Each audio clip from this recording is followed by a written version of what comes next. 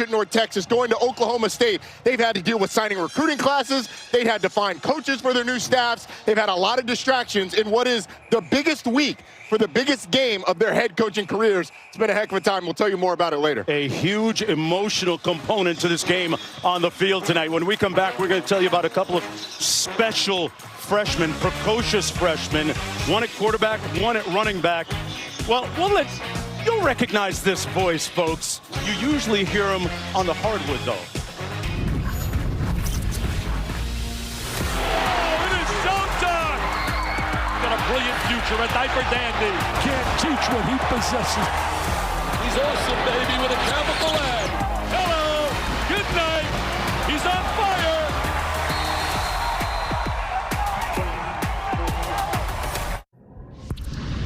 You're watching Dr. Pepper Championship Week.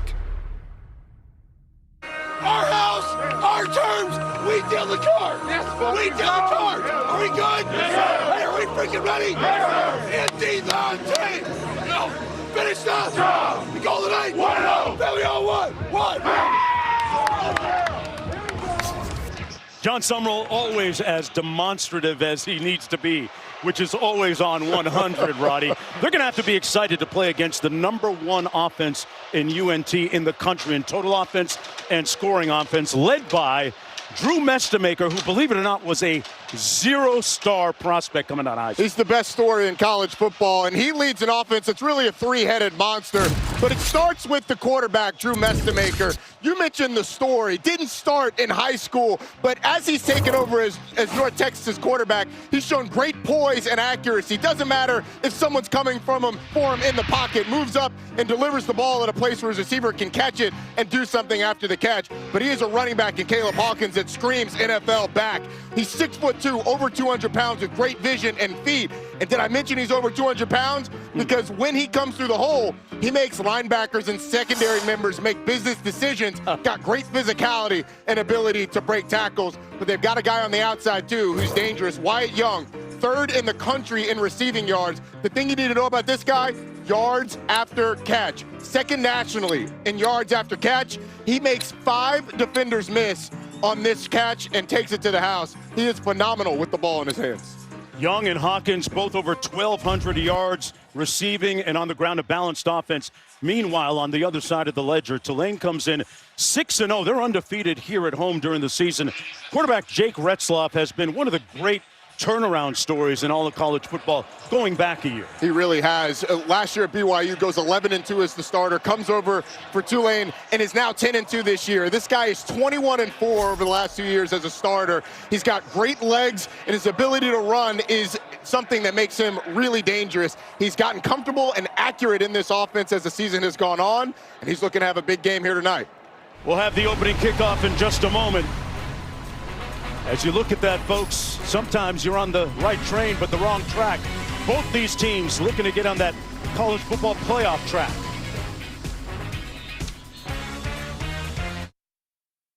Denton to New Orleans, a lot of green in between. A color that at first blush can mean a wave of hope punctuated with a dream. Sacred and associated with beginnings and stability, but sometimes it's not as simple as it seems. Of course not. It's not easy being green. But green light can still color you bad, causing most to feel green with envy, despondent, and sad. Is it possible to imagine the unforeseen in between a green wave or a mean green? That's obscene! Possibilities in between under the lights at Yulman Stadium. Welcome to the American Football Championship, presented by LLH Healthcare as part of Dr. Pepper Championship Week. Tulane winning the toss, deferring to the second half, so North Texas, the mean green, will receive. Dalton Carnes back deep, along with Simeon Evans. First meeting of the season between these two teams. They did not meet during the regular season due to unbalanced scheduling. And the green wave, the mean green will take it First and 10 from their 25. Let's go down to Q. From bypass to embrace, the Drew Mestemaker story. As you said, he never played a high school football game starting as a quarterback. He was a safety and a punter, but he had the dream to be a college quarterback. And so he sent some tape. He did a FaceTime call with Coach Drew Morris, eventually throwing in person in front of Coach Morris. Well, that got him a walk-on scholarship, a walk-on being the fourth-string quarterback, Mark, a guy who they bring into camp as an arm. Last year, he apprenticed under Chandler Morris, now the Virginia quarterback, and he became the starter in their bowl game. And all he's done this year as the full-time starter is lead the country in passing yards. Sounds like a 30 for 30, Quint. I don't know, at some point, or at least a Disney movie at some point. It'll be first and 10. There's a look at Drew Mestemaker. Pardon me. Mestemaker throwing for completing over 71% of his passes completing. First and 10 out of the shotgun. They'll hand it off to their tailback, Caleb Hawkins. Eric Morris, the head coach, put together the team's winningest season in school history, third season on the sidelines. Take over to Oklahoma State after this game and right back at the line of scrimmage, as is the custom for UNT. Under pressure, Mestemaker on the move and runs out of bounds out at about the 36. That'll be enough for the first down. Chris Rogers pushing Mestemaker out of bounds. They were trying to take a shot down the field to Wyatt Young, the excellent receiver, but Jack Chinchu, the safety, got over the top. Mestemaker, who's not known as a running threat, but certainly is capable in that area, gets the first down. They'll go tempo. Hawkins over the left side, broke a tackle. There's an example of his strong running style, and he's slow to get up. Picked up about 5 on the play, ran for over 1,200 yards total on the season. Took a big hit, and that pass incomplete. It'll be second down and about 5 to go. 3rd and 5 now. Showed the replay on that play of Caleb Hawkins. He's coming off the field, favoring that right arm, that shoulder that he hit the safety on. But on this 3rd down, they've got Wyatt Young, the excellent receiver, lined up in the backfield. There he is, next to Drew Mestemaker. Their most productive receiver this season. The pass complete into Tulane territory at about the 48, caught by Sides. One more look at the play a moment ago with Caleb Hawkins. I mentioned he was slow to get up, the result of that hit. Yeah, Bailey Despaney, the safety, tries to get down under Caleb Hawkins, not quite able to get low enough as Hawkins runs him over, but Hawkins came up a little bit favoring that right arm, that right shoulder that he was able to make that contact with. He's still not in the game now. Kiefer Sibley is in the ball game, Roddy, in his place. An 11-yard pickup on that previous play. Down to the 48. Pass complete at the 42. Mestemaker finds another one of his targets. This time it's Terrence Lewis. And they move the chains again. A pickup of 13. Drew Mestemaker, his ability to dissect what's happening in the defense quickly and see space, deliver the football, that's really what's made him special. Obviously, there's ability to run the ball, there's ability with his arm to manipulate throws, throw at different levels, but I think it's his processing power, the quickness with which he dissects the defense that makes him special. They run a hybrid of that air raid offense. So they're going to give it to Sibley, trying to get around the corner, squares his shoulders and turns upfield. Nice gain brought down by Shine. A pickup of 7 on the play. So we're going to see a bunch of Sibley now that Hawkins is out of the game. This is him coming out of the game. You can see him favoring that shoulder. Boy, what a stunning development, Roddy, to start the game. We'll have to track that. He is a special running back. This offense is still able to be high octane without him, but the thing that's made this offense difficult is their ability to run the football and stay balanced. Looked like they had a little malfunction in the backfield, and Mestemaker carries it down to the 25-yard line, picked up 2. Pretty good runner. Yeah, but the backup keeper Sibley just completely goes the wrong way. Everybody's going to run outside zone to the right, and he goes to the left. Flags on the field.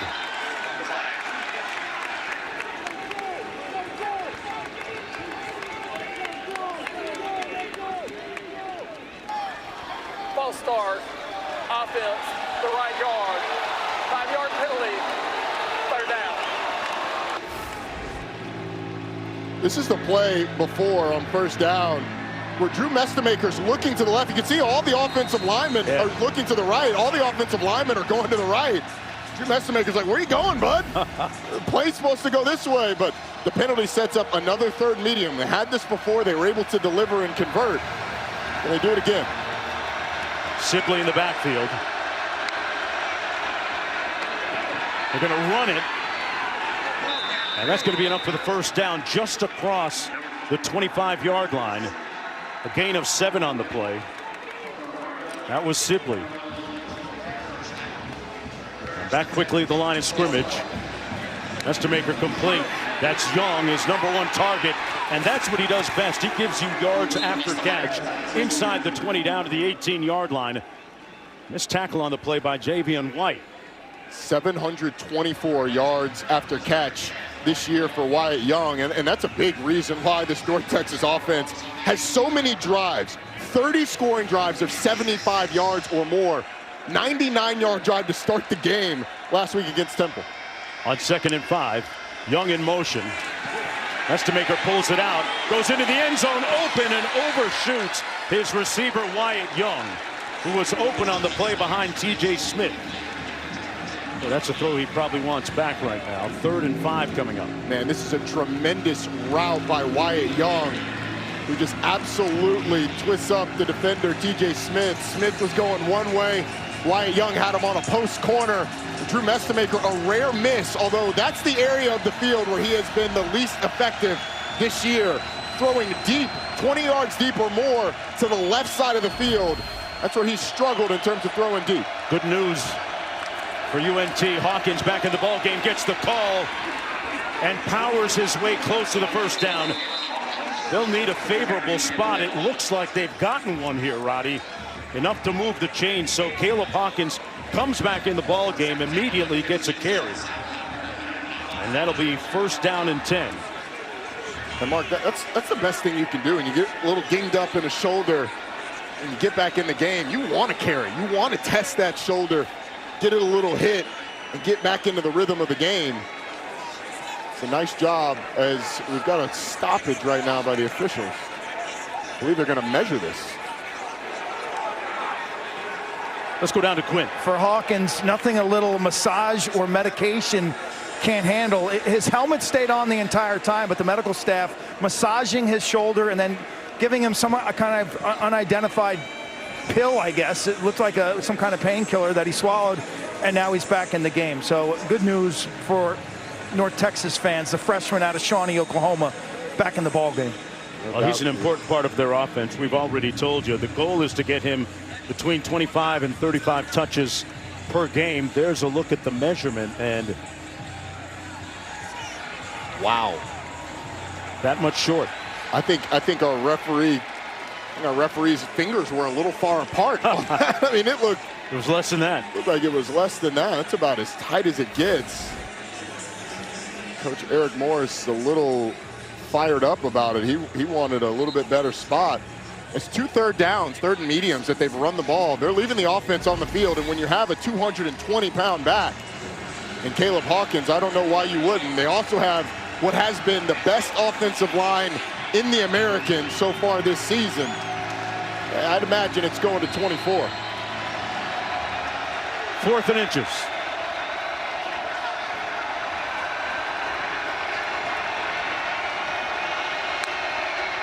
They're going to throw it on 4th and inches. Mestemaker complete, and that's going to be enough for 1st down to Miles Coleman, his childhood football buddy. They've been pitching and catching going back to grade school, elementary school. Well, it's just a really nice job of using their outside receiver to create a natural pick. You can see the defender, Jack Chinchu, off of Miles Coleman, the 5'6" receiver. his quickness in the open field is something that is really dangerous, particularly in those situations where you have man-to-man coverage and you have to navigate over a receiver and a defender. First down and 10. 14th play of the drive. Hawkins going to be stopped up close to the line of scrimmage. McAlpine, 1-yard pickup probably on the game. It's a really nice play by Cameron Hamilton, the defensive end for Tulane.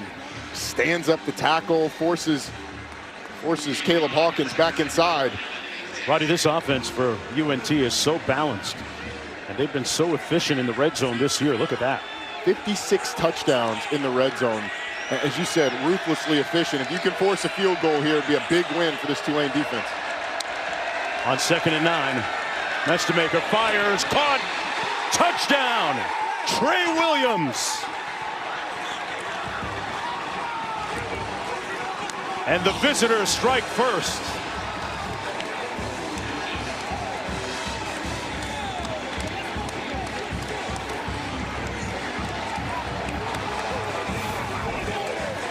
So you're going to get an out route from Trey Williams, but the defender that's trying to cover him is that defensive end. You've got Harvey Dyson trying to get underneath the receiver all the way to the pylon. Just a nice job of recognition by Drew Mestemaker, seeing leverage and delivering for a touchdown. Looks like a little bit of a mismatch, yes or no? Absolutely. I mean, it's bad coverage against that route, but you take a chance, sometimes you get burned. The visitors strike first. Williams. You can just call today trade day. 7-0 for UNT when we come back.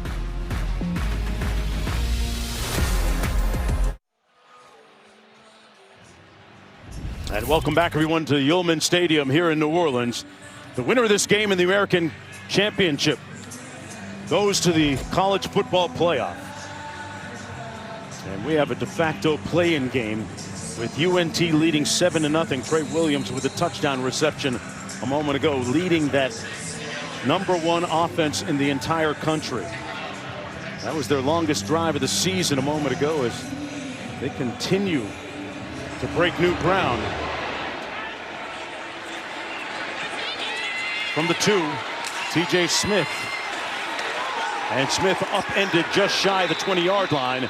It'll be 1st and 10 from there.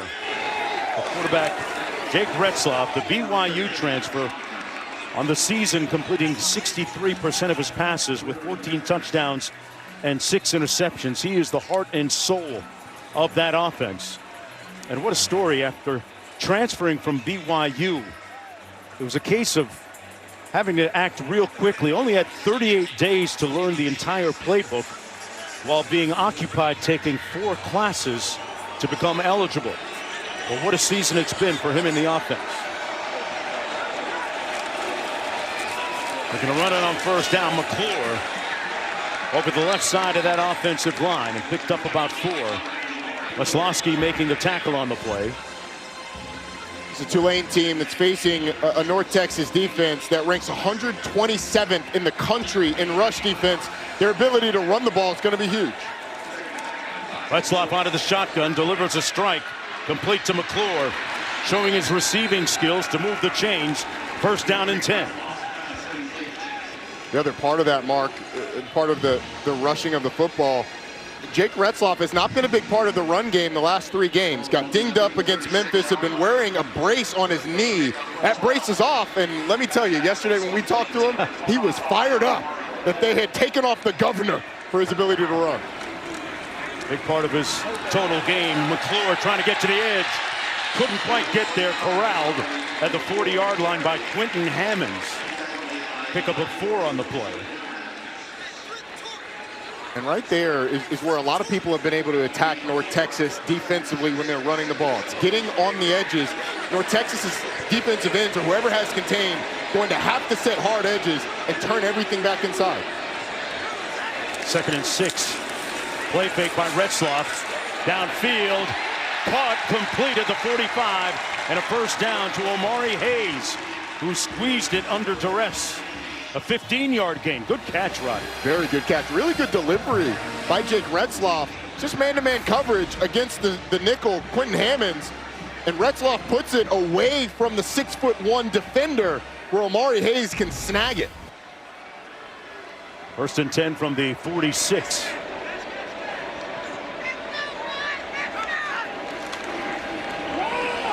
They're going to keep it on the ground. Gordon with nowhere to go that time. Brought down right around or maybe a 1-yard loss on the play. That's what I'm talking about, Mark. Controlling the blocker. That time, Kevion Huddleston does a nice job of controlling the tackle so he can get his outside arm free and bring down the runner before he gets outside. Back to the 47. 2nd and 11.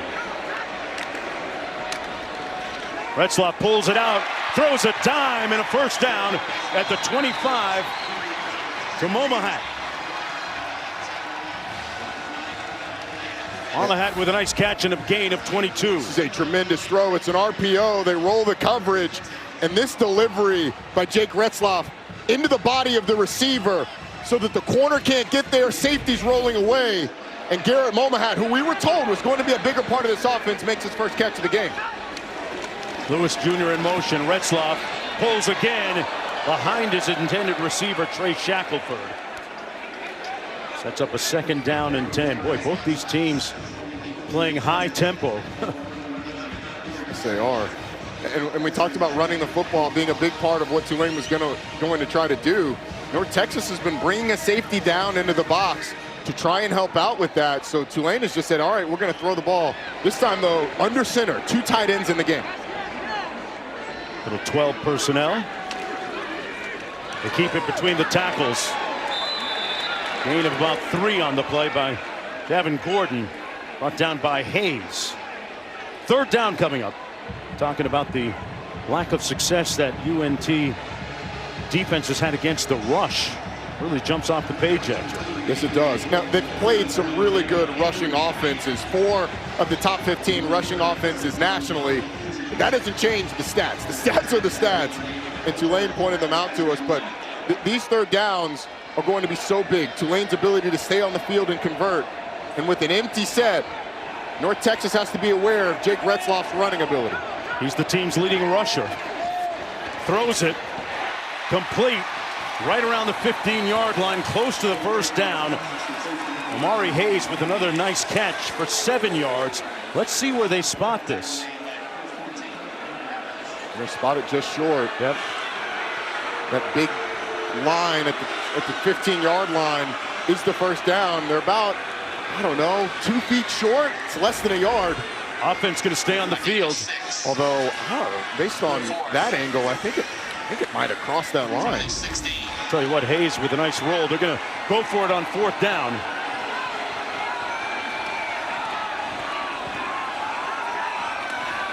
Retzlaff. That's enough for the 1st down. They'll move the chains. 1st and 10 at about the 14-yard line. Mentioned the fact that Retzlaff is the team's leading rusher, and Roddy, without that knee brace, man, he was over the moon to be able to get rid of that thing. Yes, he was. And if Jeff Monken is out there watching, that was straight out of Army's playbook. You get in there, double slot backs, you get a fullback in the backfield, and it's quarterback follow on a 4th down play. They hand it off. That's McClure. And McClure's forward progress will take him to about the 8-yard line. Gain of 6. Patrick Smith-Young has a chance to make the tackle, but how about the freshman driving his legs, staying up? They have 2 excellent young backs. Jamari McClure and Javen Gordon have really emerged as the season has gone on. 2 freshmen that have carried the load for this Tulane offense, but Arnold Barnes III in the game now, who's been banged up over the course of the year. A little bit more experienced, 216-pound junior.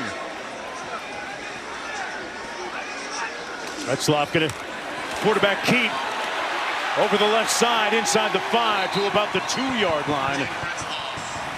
Retzlaff got a good block from Barnes, who, as you mentioned, Roddy, just came into the ball game.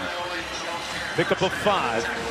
It'll be 1st and goal for the Green Wave.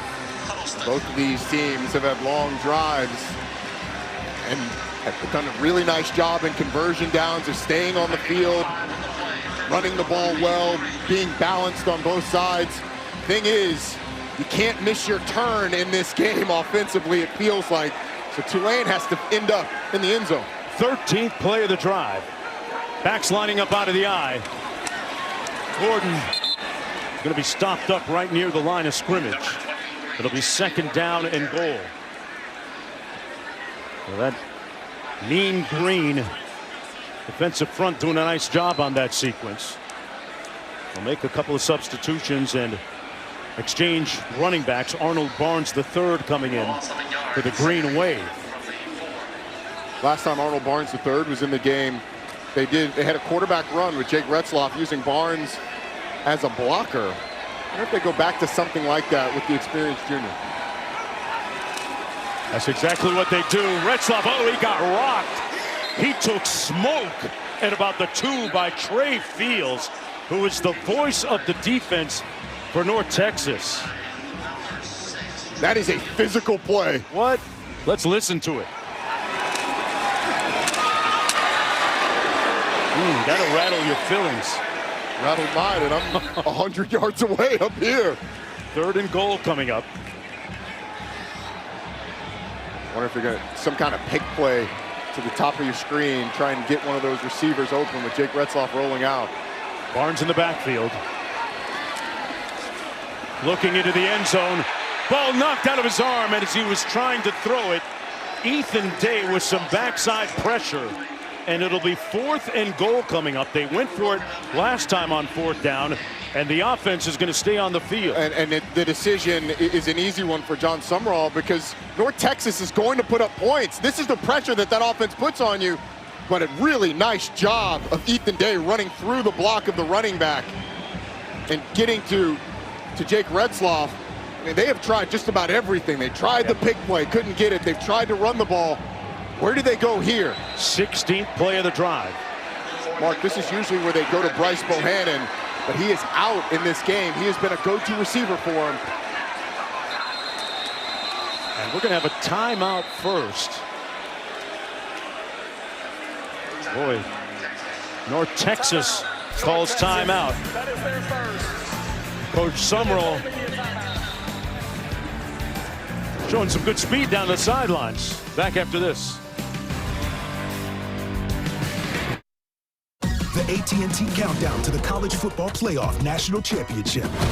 Monday, January 19th on ESPN. This is the American Conference Championship, and already tensions are high on that last 4th down play. Both teams wanted a timeout.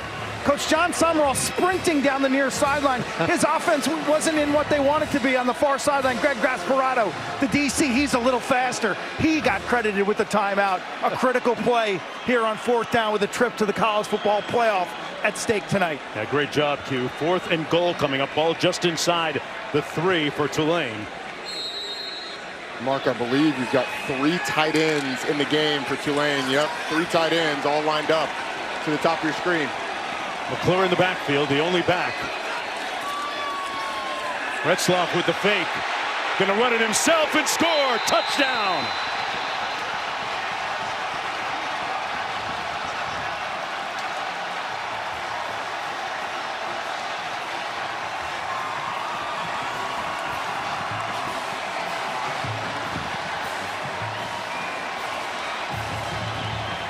On the 16th play of the drive, their first of the ball game, Tulane scores.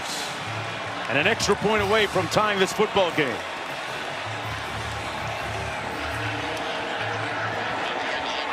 Demonstration right there of just how important Retzloff's ability to run the football is to this team. That caps a 16-play, 81-yard drive, consuming 8:02 on the clock. And we're tied at 7. 30 seconds to go in the opening quarter, with a berth in the college football playoff on the line tonight here in the Big Easy.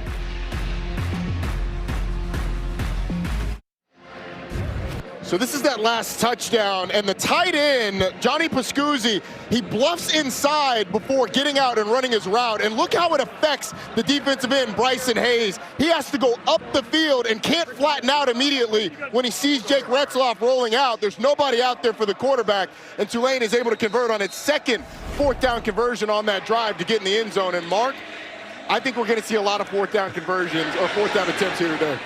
Yeah, both teams feeling pressure respectively to make it a touchdown and not field goal. Well, UNT will take over 1st and 10 from their own 25-yard line. Here's this weekend's ABC College Football Conference Championship lineup. Tomorrow, number 11 BYU squares off against number 4 Texas Tech in the Big 12 title game at noon Eastern, followed by number 3 Georgia and number 9 Alabama in the SEC. And finally, it's Duke and 17 Virginia for the ACC title. Robbie, that game, interesting implications to it. Very interesting. Duke, as you can see on that graphic, the one team on that graphic that doesn't have a number next to its name. If Duke wins, it could open up a spot for another Group of 5 team. Nowhere to go that time as Westmoreland makes the stop on Caleb Hawkins. So what happens if Duke wins? Right now, how crazy does it get? Based on the rankings, it looks like the ACC would be left out of the college football playoff. That's the short version. We'll see. Pass incomplete at the 38-yard line. Intended for Terrence Lewis. So quickly, it's 3rd and 13. Just a little off on that pass. And Mo Westmoreland, he is having himself a drive on the first 2 plays. Made the tackle on the first play. That play ran over the left guard and was able to get in the lap of Drew Mestemaker. Tulane has to get off the field in these situations. You've got North Texas in a 3rd and long. A rarity against an offense this explosive. Mestemaker out of the shotgun. Young in motion. He's looking Young's way. Downfield. Incomplete for Young. In traffic, but a flag at the 48-yard line against Javion White.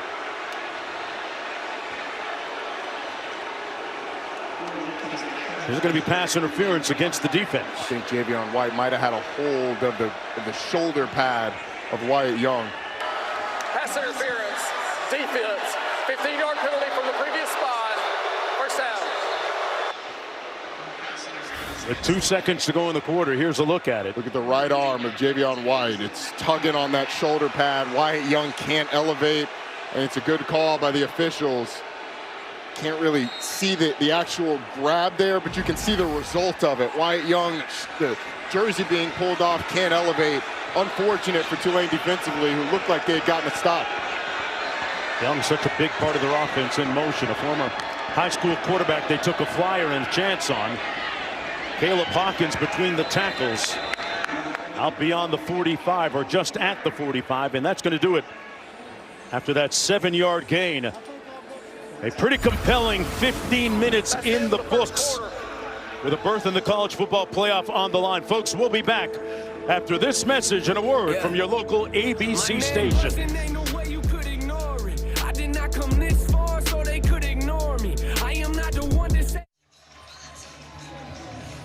Back here in New Orleans a moment ago, Quint caught up with Coach.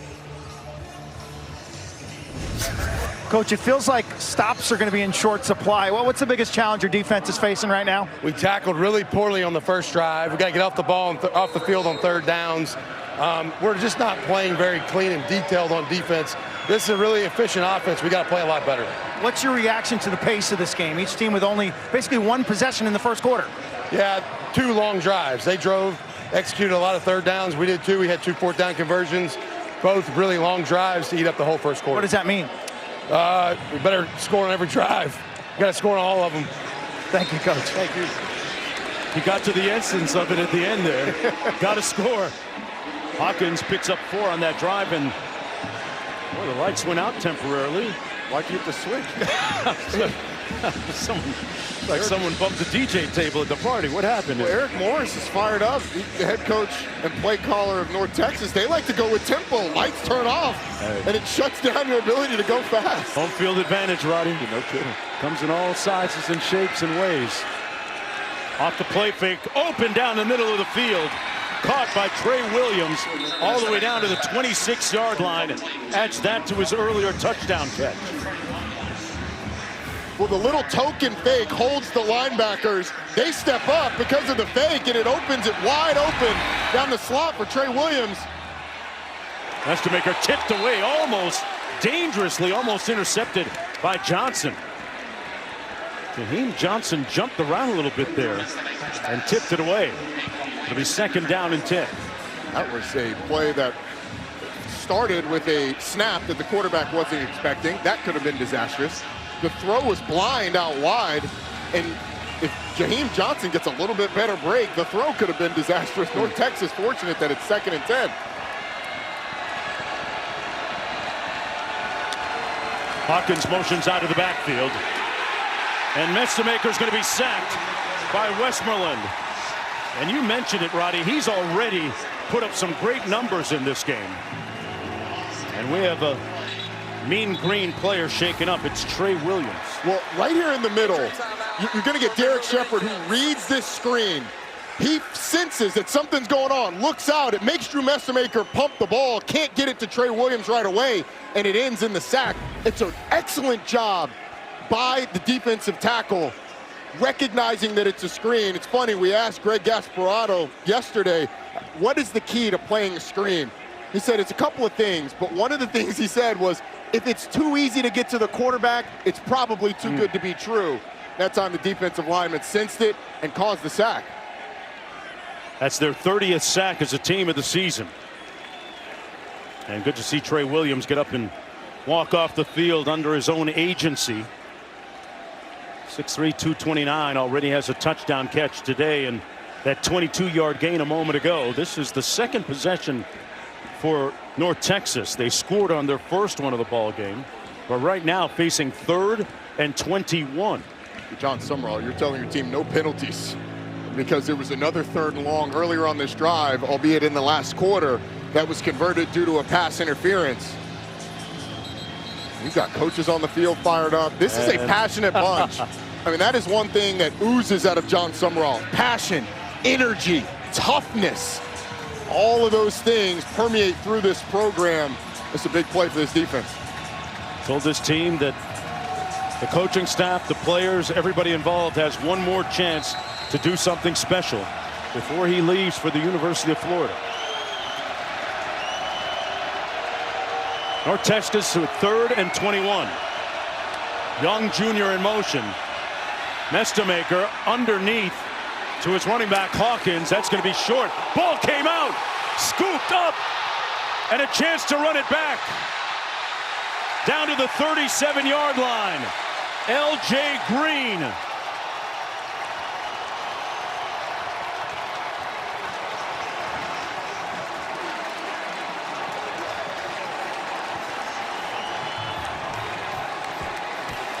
Hawkins put it on the ground, and Tulane able to capitalize on it. It's a nice job of coverage down the field. Drew Mestemaker gets to his check down, and then Sam Howard pursuing from the inside. L.J. Green puts his head on the football, and it comes out. It's just such a nice job of executing on a tackle, getting the ball out, and a team that's been excellent at taking care of the football this year in North Texas has their first turnover of the game. And look at Coach Summerall on the sidelines, running alongside. Who says linebackers don't have speed? Man, former linebacker at Kentucky back in the day. 1st and 10. Do you take a shot here and try and capitalize immediately? Stay patient. I think you stay patient and within your offense. Retzloff going to hand it off. McClure with a yawning hole. A gaping hole, McClure inside the 15 and still moving forward. Churning, moving the pile, wow. All the way to the 7. 1st and goal, Green Wave. Well, the double team on the outside is what causes this, but the linebacker picks the wrong hole and the running back goes outside. I mean, it's a nice job of the double team setting up a patient run by the running back, and Jamari McClure ends up with a big run, and that's why you stay patient. Tulane said that they were going to try and run the ball against this porous North Texas defense, and they did it there. 1st and goal. Retzloff hands it off to McClure again, getting to the edge. Touchdown, for Tulane.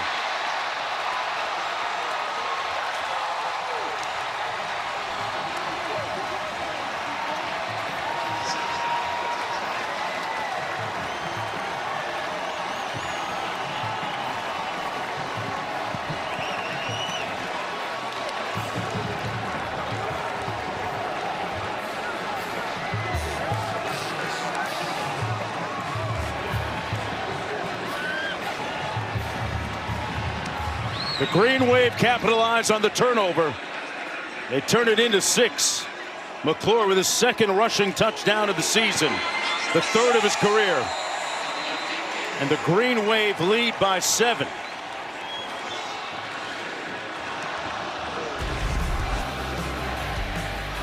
It starts off, Mark, with the defense causing a takeaway. They pick it up, give the offense great field position, and then a couple runs later, and Tulane takes the lead in this game. John Summerall sprinting down the sideline, that passion permeating through his defense into the offense, and ends up in the end zone.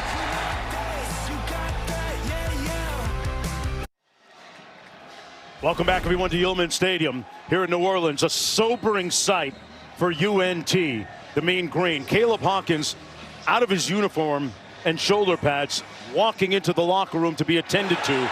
Loose ball. It comes out, but recovered by North Texas. So, Roddy, we're going to get a look at the Mean Green without their #1 running back. That's 1,200+ yards not on the field right now. 1,200+ yards and 150 yards in 3 of the last 4 games. So there's going to be more on Drew Mestemaker. And honestly, Kiefer Sibley's going to be the running back that we see. He had 1 carry last week against Temple, didn't carry the ball at all, didn't play against Rice. It's been very thin behind Caleb Hawkins, so it's going to be really running back by committee going forward, most likely. Big ad lib here coming up for North Texas. Sibley, former 3-star athlete out of Waco in the backfield now. And we got a flag down on the play. It's going to go against the Mean Green. Let's go down to Q. Tulane's physicality has become a storyline in this game. Hawkins earlier left the game with a shoulder injury. That one looked more like a collarbone. He was stung, fumbled the ball, came off the field, went into the medical tent. The doctors looked after him, and then they took him out underneath the stadium towards the x-ray without his shoulder pad. So he's very doubtful for a return. Caleb Hawkins, their running back. Mestemaker brought down from behind and sacked at the 27-yard line. Good pursuit from Santana Hopper. And it's 2nd down and 17. Tulane has done a nice job of changing the picture post-snap, making Drew Mestemaker go through his progressions, not letting him get the ball out quick to his first read. That's allowed these defensive linemen to work and create some pressure after that first drive. 2nd and 17.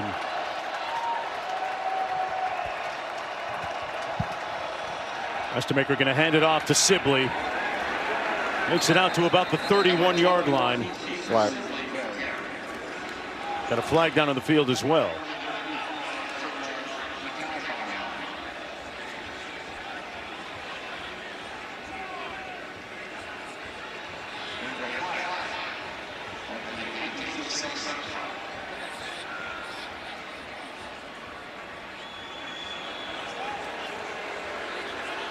Our referee Kevin Randall's microphone seems to be not working. Gone dead.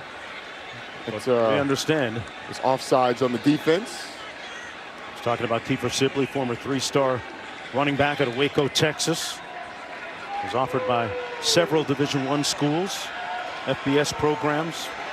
I'd ask Matt Austin if his microphone ever stopped working. I mean, we got to get these refs their FaceTime too. It was one of those things that fired Matt up. That's just not right. Right, Matt? Extra, so they made sure it worked. See, Matt's always works, right? Of course, man. With us. You got to take care of the talent. No, he with us. This game has slowed down its tempo a little bit. Not by design, but talked about Sibley. RB #1, running back 1 right now in the absence of Caleb Hawkins. Took an official visit to Oklahoma State coming out of high school amongst some other schools. Interestingly enough, that's the same school that Eric Morris will be coaching in wake of this season whenever it does end for North Texas. Put 5 seconds back on the clock before they ran it.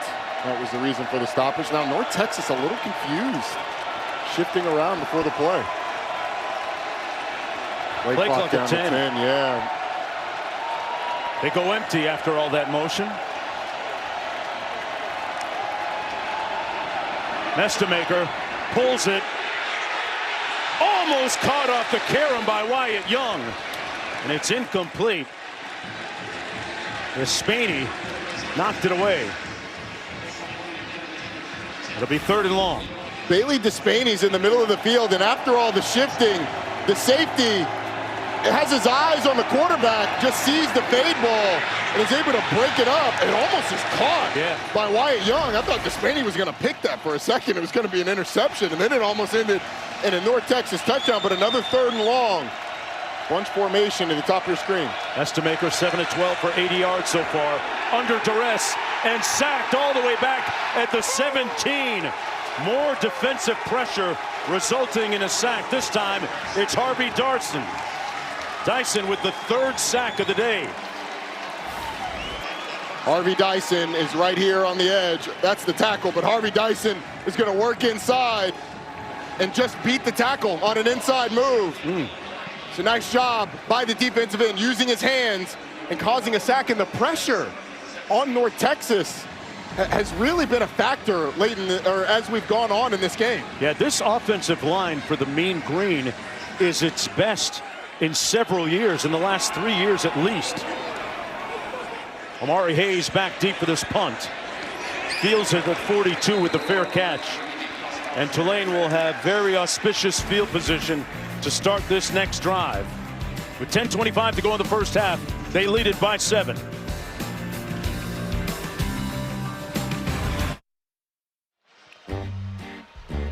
You can only be in one place and see a tree composed of beads. Welcome back, everyone, to New Orleans. And Tulane with the lead right now. And Caleb Hawkins, the big story right now. He gained the most yards in the country this year rushing, over 1,200 yards, but was shaken up early in the game on that hit. On the opening drive, just the 2nd or 3rd play of the game, in fact, and just a moment ago had to go into the locker room minus his helmet and shoulder pads to be attended to by the athletic training staff. Yeah, on the first play that we showed, it looked like it was the arm that he hit on the ground, that shoulder that was driven into the ground. That was the one that he hurt, that obviously played a part in the fumble. But Drew Mestemaker's also been under constant duress. It's looked like that offensive line has struggled to block Tulane up front. That is a story to follow, because if they can't run the ball, it's going to put them in a lot of obvious passing situations where they've had trouble keeping their quarterback clean. Yeah, the freshman having a tough time tonight in this big game. On 1st and 10, Retzloff. Little sidearm delivery, drop down to complete the pass. At about the 43-yard line, Shaz Preston, one of his security blankets in the absence of Bryce Bohannon. A 15-yard gain. Check this angle out. I think Retzloff with the sidearm delivery going to his receiver, Shaz Preston. And he talked to us about the loss of Bryce Bohannon and mentioned Preston as one of those guys who has stepped up in his absence. 1st down and 10 from the 43. Brown Stevens in motion. This is McClure. Across the 40 down to the 38-yard line. You know, it's interesting when you look at Retzloff and his lineage and history with John Sumrall. Sumrall actually recruited him at Troy, and then Retzloff took a visit to BYU after coming out of JUCO because he didn't have the offers that he wanted out of high school. And then a couple of days after taking his visit to Troy, he went to BYU and then immediately afterwards signed with them. McClure between the tackles down to the 34, and ironically Retzloff finding his way back to Coach Sumrall here at Tulane. He's talking about Jake Retzloff. He's a magnetic personality, and obviously the story of him leaving BYU was one that made headlines for the timing, but the match between him and Tulane could not have been better. And I really commend Jake Retzloff for coming in, learning the offense in 38 days, and being able to operate it and beat a Power 4 team in Northwestern in his first game quarterback. On 3rd and 1, 12 personnel in, and Retzloff taking out his do-it-yourself kit, picks up the first down. Got 2 yards. Well, kick off your Week 14 NFL Sunday at 10 a.m. Eastern with a countdown crew on ESPN and the ESPN app. They'll have all the early breaking stories, injury updates, and previews of each game right up to kickoff. Wonder if how much they'll have to say about what happened last night between the Lions and the Cowboys. I'm sure a lot. Former Georgia Tech and Alabama running back Jahmyr Gibbs went off. There it is. Last night with 3 scores. He is phenomenal. Fun to watch. They keep it on the ground on 1st and 10. Gordon straight ahead, not much room. Maybe got a yard. Kenton Allen making the hit for the Mean Green. North Texas 11-1 coming into this game. Best season in school history. And this is what it looked like early. Texas ending the first drive in the end zone, getting up 7-0. And then Tulane converted 2 4th downs, including this run by Jake Retzloff to end up in the end zone. And it was a fumble by Caleb Hawkins that turned into another touchdown for Tulane, has them up 14-7. Retzloff on a predetermined quarterback run, tiptoes out of bounds at about the 20. Boy, he looks spry. Running the football, picked up 11. We mentioned earlier that knee brace that he's been wearing for the last couple of weeks, finally coming off. Hurt his knee against Memphis, and it hasn't been the same. I mean, the last 3 games, 1 yard on 7 carries against FAU, 8 yards on 5 carries against Temple, and -4 yards against Charlotte. Has not been the same running threat as he was early in the year. He said, Mark, I cannot wait. Instead of running to throw, he said, I can't wait to run and damage the defense. Free Jake. Here he is, looking to throw. Incomplete at about the 2-yard line, intended for his tight end, Gabe Lovorn. Lovorn kind of got twisted around, and Sumrall, he is incensed about something. And look who's coming back onto the field, Hawkins. You can see the determination on his face. You wonder if they went into the locker room and did some stuff to maybe ease his pain. And the fact that he's coming back out, he's not in street clothes. I think that's a positive development for North Texas. We'll see if he ends up back in the game. McClure in the backfield on 2nd and 10. Broke a tackle all the way down to the 12-yard line. It'll be 3rd and about 2 to go for the Green Wave. Martin McClure, so talented. He's able to get inside of that block, make the corner miss, and set up a 3rd and short, and what should have been a 3rd and medium or 3rd and long. And it's really felt like Tulane has had a lot at their disposal, handing it off to the running back in these situations. Jake Retzloff's legs are big in this situation as well, and his ability to run. They got to get to the 10 to pick up the first down. Retzloff on the play fake, incomplete to his tight end, Lovorn. And Lovorn couldn't catch up to it. So 4th down, and in comes the field goal unit. That's a win for North Texas defensively, big time. I mean, your offense had the turnover, put you in a tough position, and then had a 3 and out. Forcing a field goal, definitely a big time win defensively. Get the ball back to this offense. Patrick Durkin is 22 of 24 on the season. This one coming from 30 yards out. I was watching him in warm-up, boomed them in from about 55. And that one right between the pipes. And the lead swells to 10. Well, both these teams have been doing wet ball drills during the course of the week, and might pay some dividends as we look at the weather.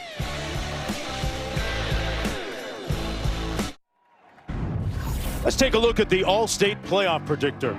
Roddy, what jumps off the page at you here in possibilities? Well, the fact that 11 and 12 still aren't settled. Will it be the ACC champion? Will it be the champion of the Sun Belt being JMU. That obviously pending a JMU win.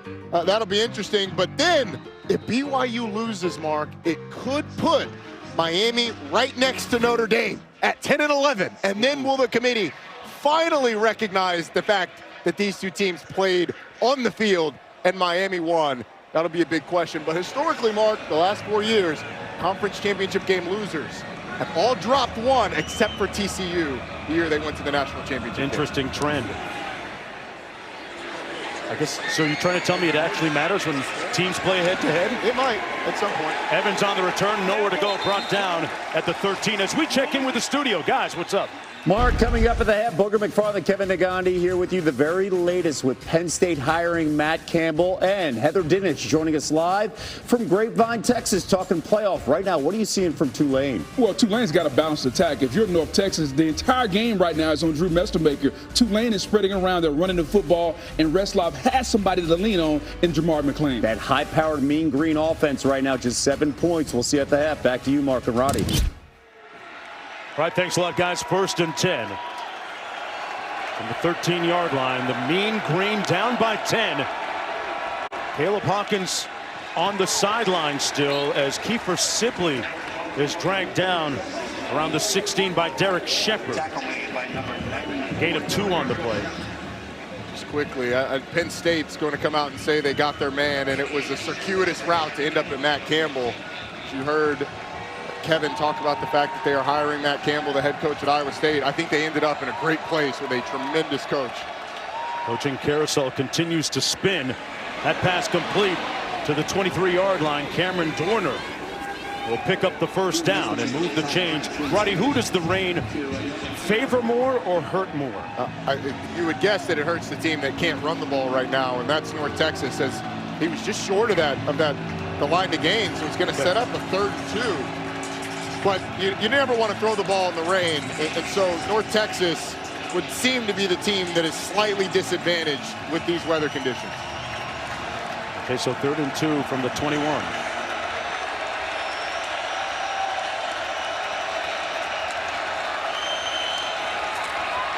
Mestelmaker surveys, pulls a strike.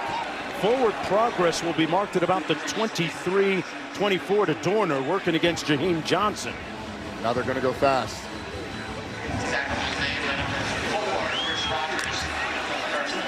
Wyatt Young in the slot. Mestelmaker goes the other way. Pass complete to Dorner again. They're going to spot it at about the 36. And anytime North Texas goes out of bounds on their sideline, it is an automatic that the referees go into their substitution rules. They hold the football to let Tulane substitute, and every time North Texas goes out of bounds on their side, Tulane is going to take their time substituting guys in and out to slow down this North Texas offense.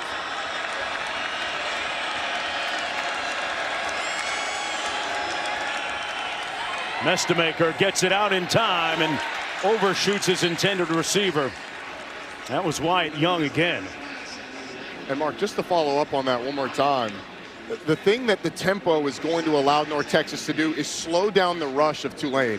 Those defensive linemen get more and more tired, and they're not able to get their cleats in the ground and really get a good get off. But when Tulane's able to sub, not only do you get fresh bodies, but it lets those defensive linemen take a breath and really get after the quarterback. On 2nd and 10, they're going to keep it on the ground. This is Sibley, who's getting the bulk of the carries. Check that, Gray just came in. Ashton Gray picks up 6 on the play. Tough to replace the hot hand of Caleb Hawkins, who has done it all year long for them in the backfield, but they're looking at 3rd and 4. And if you can get a positive gain, I think North Texas is going to think about going for it here late in the half.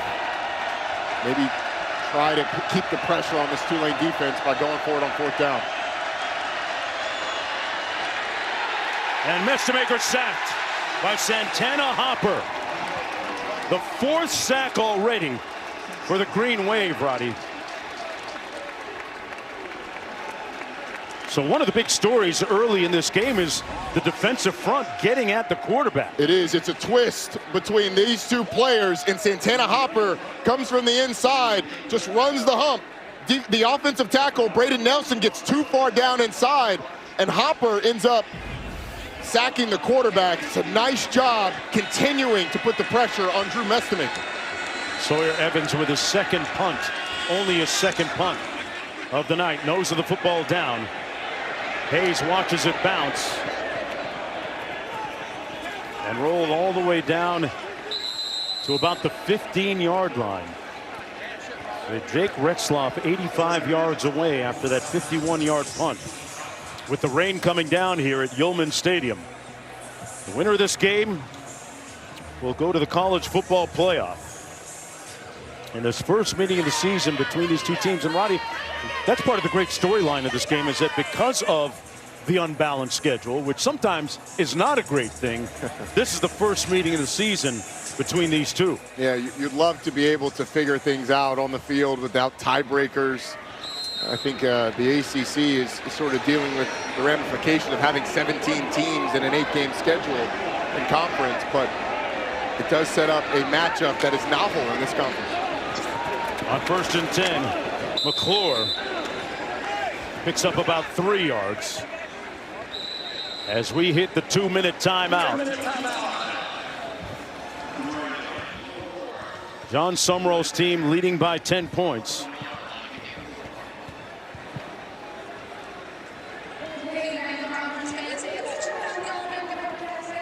And remember, folks, that Roy Kramer passing away. The former SEC commissioner, did so much for college football in the big picture, and one of the authors of the BCS as well. Our thoughts and prayers to him and his family. Welcome back to the American Football Championship presented by LLH Healthcare as part of Dr. Pepper Championship Week. 1st and 10 for the Green Wave, who lead by 10 from their own 20-yard line. That's 2nd and 6. Retzloff going to keep it himself. And he's collared at the 20-yard line. That's going to bring about a flag, the horse collar tackle. And that's going to be a penalty against the Mean Green's Trey Fields. There's a reason why they've tried to outlaw this tackle. Personal foul, illegal horse collar tackle, defense. 15-yard penalty added to the end of the run. First down. Glad we got Kevin Randall's mic working again. There we go. But this is horse collar 101. I mean, that's exactly the thing that you want to get out of the game, because you can get a leg caught underneath your body and you can't get it out. And we've seen guys really get hurt by that. Unfortunate for North Texas. Green Wave completing the pass out to the 45-yard line. Lewis Jr. tiptoes out of bounds in UNT territory at the 48, a 17-yard pickup. They have a full complement of timeouts remaining. And Mark, Tulane gets the ball first in the second half. You've got an opportunity to double up. Already up 10. You want as much distance as you possibly can against an explosive offense. This is an opportunity to really put the pressure on North Texas going into half. Going to keep it on the ground with McClure. Inside the 45 with 1:33 to go. Picks up 4 on the play. Maslowski making the tackle for North Texas. I think if you're North Texas defensively, you're starting to think, all right, when do you take a chance and heat up Jake Retzloff to try and create a negative play or possibly a turnover?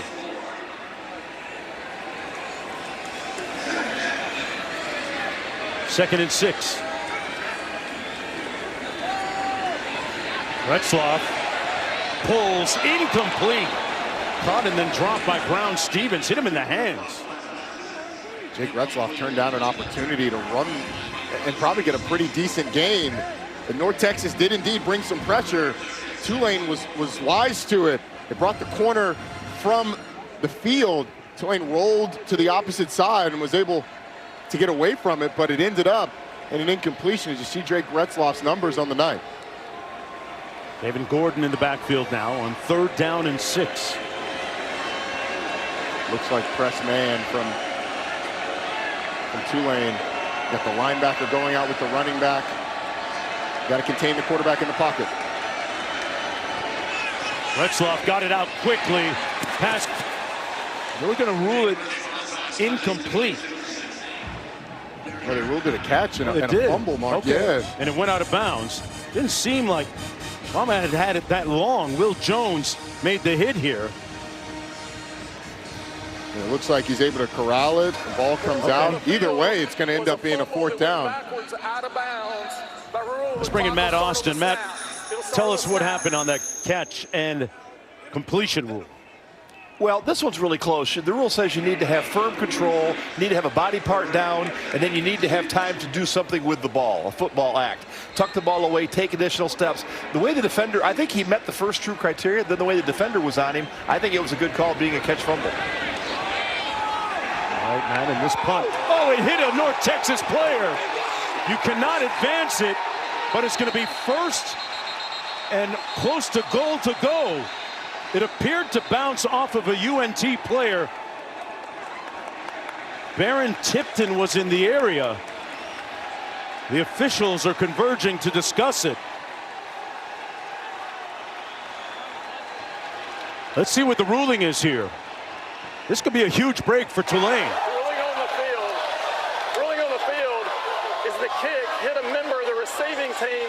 It was legally covered by the kicking team. It will be first down, Tulane. And there you go. So you can't muff a rough or you can't advance a muffed punt. Go ahead and roll it, guys. The thing though is, I think there was kick catch interference. Watch the returner. He gets contacted as he's going to try and field the punt or get down there close. I want to bring in Matt Austin because Matt, you've got the returner who's going towards the ball, gets hit by a member of the Tulane punt team. What did you see there? Do you think that should be kick catch interference? Yeah, Roddy, I do, because you're right. He has the right to get to the football. You have to clear a path for him if he has a chance to get there. He was definitely contacted when the ball was at its apex. That should be a foul. Yeah, I don't know how you can miss that. I mean, that is a crucial miss by the officials. I mean, Eric Morris, a little incensed about what happened there. I would be too. He might have seen what happened. I mean, very clearly, the returner is going for the football. Landon sides, and something happens to him along the way. And you can see, he's looking, trying to get there, gets hit by a Tulane player. I mean, that's clear as day. And there was an official right there on the spot. And it hit Baron Tipton. It is disastrous, because if it doesn't hit Baron Tipton, then at least you get the ball back. Yeah. But because the North Texas player's trying to get out of the way, and it hits them, it ends up Tulane ball. What a huge break. Inside the 15-yard line. Huge break.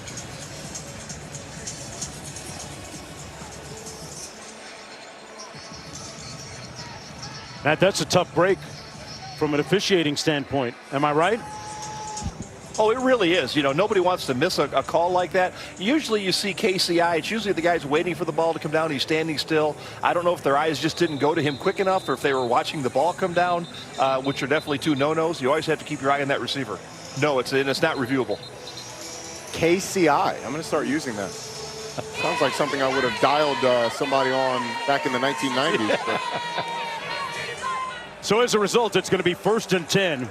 The Green Wave with 3 timeouts remaining, 50 seconds to work with here in the first half.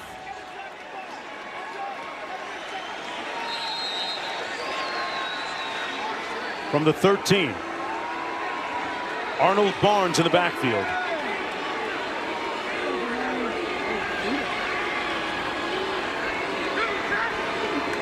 Retzloff on a predetermined quarterback run. Put his hat down and powers his way down to the 5-yard line. Got another flag down on the field, though. Let's see what that's about. Oh, it was a mouthpiece. 33 seconds to go. If you're this North Texas defense, you have to rally and hold Tulane to a field goal here.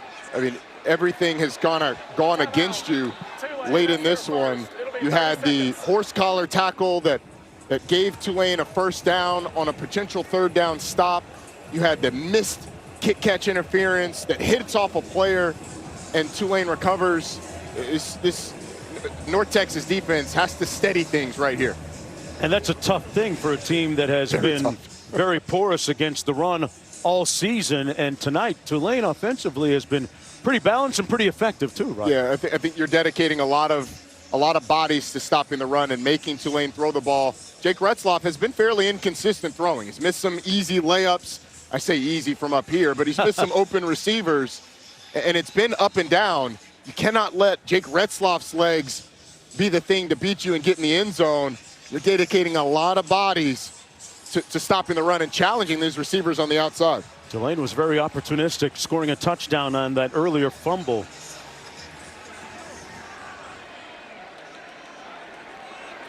Second and 3 coming up from the 6.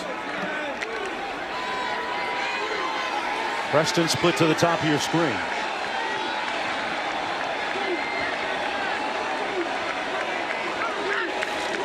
It's going to be McClure. Got hit right in the hole and fell forward. Trey Fields made the tackle. It's going to be first and goal. It's a nice play by Trey Fields, scoping over the top, been able to tackle running back.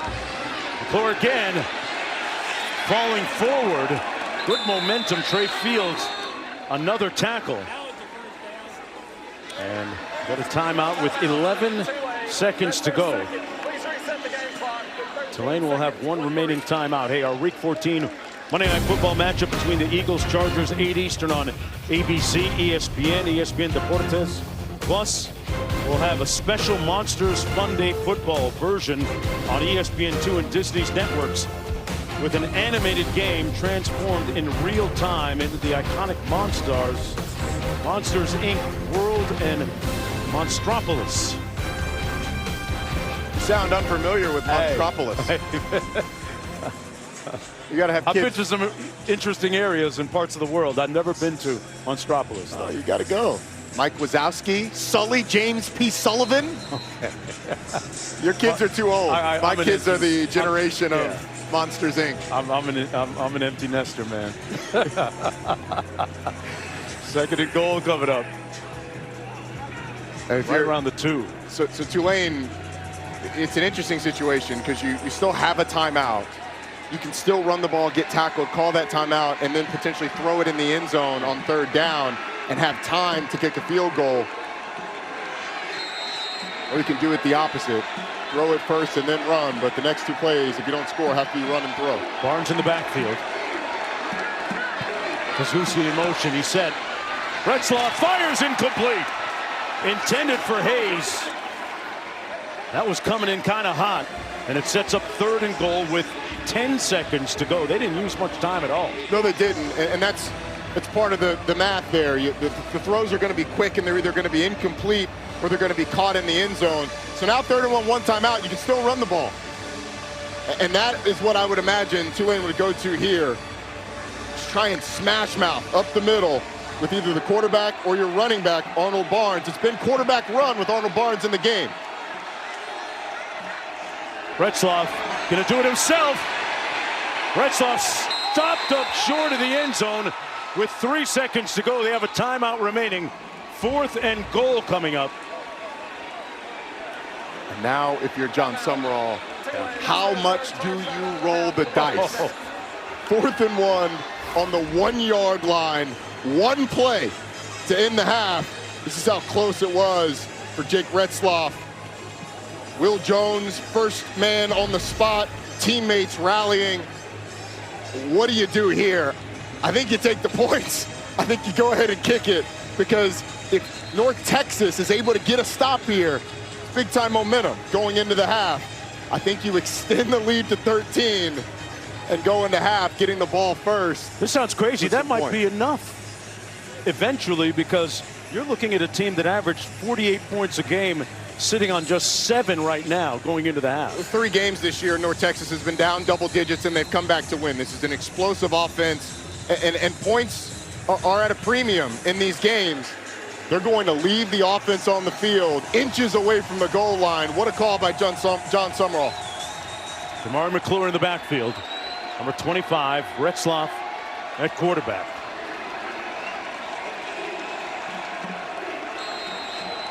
They're going to go for it on 4th and goal. No timeouts remaining. And North Texas and Eric Morris will call their final timeout. With 3 seconds to go, they're going to try and set their defense. Well, you don't think that John Sumrall is invested? Look at the emotion written all over his face and his arms and his legs and his headset. Same story on the other sideline. Eric Morris, who, like Sumrall, will head to Oklahoma State after this game. Sumrall heading to Florida, but still plenty of opportunity with a berth in the CFP on the line with a win. And Mark, John Sumrall has talked all year long to his team about how you finish the season, and he is trying to finish his career here at Tulane on a high note, and this team is trying to finish this drive with 3 seconds left on the 1-yard line. 4th and goal. Retzloff with the help from his friends. Touchdown Tulane. Justin Reed with a little backside help.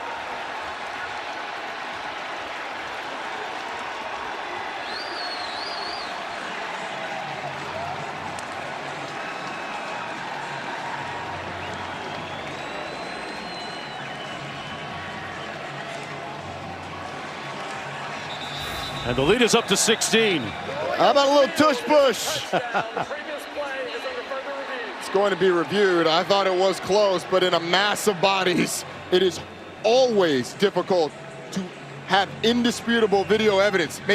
For it to be clear and obvious that he did not get in the end zone as the call on the field was touchdown. I'm not sure how anybody could tell the ball was across the line, but nonetheless, I don't know that any of the looks that we have are going to show that he was not in the end zone. What a call by John Sumrall. Yes. That's a championship level call to go for it on 4th down with inches to go and 1 play left in the half. And look at Reed, number 88. He was on a Retzloff's backside like Charmin that time. I don't know that Charmin is that forceful in pushing you where you need to go, but that was just enough. With no time left in the half, both teams have exhausted their timeouts.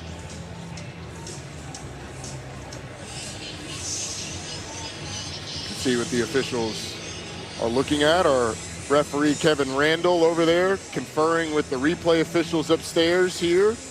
Tell you what, this Green Wave team has been very opportunistic.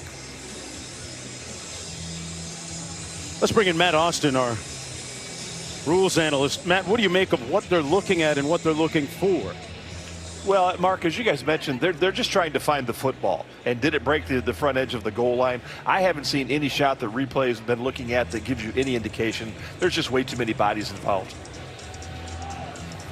That happens a lot. I mean, quarterback sneak. You got 300-pounders up front that are all trying to push forward. You end up in a mass of humanity. You got someone pushing your tush. That's why you trust the call on the field more or less, because ultimately they've got the best view when you can't sort things out. I mean, there's no way. I can't even see Jake Retzloff in this whole thing.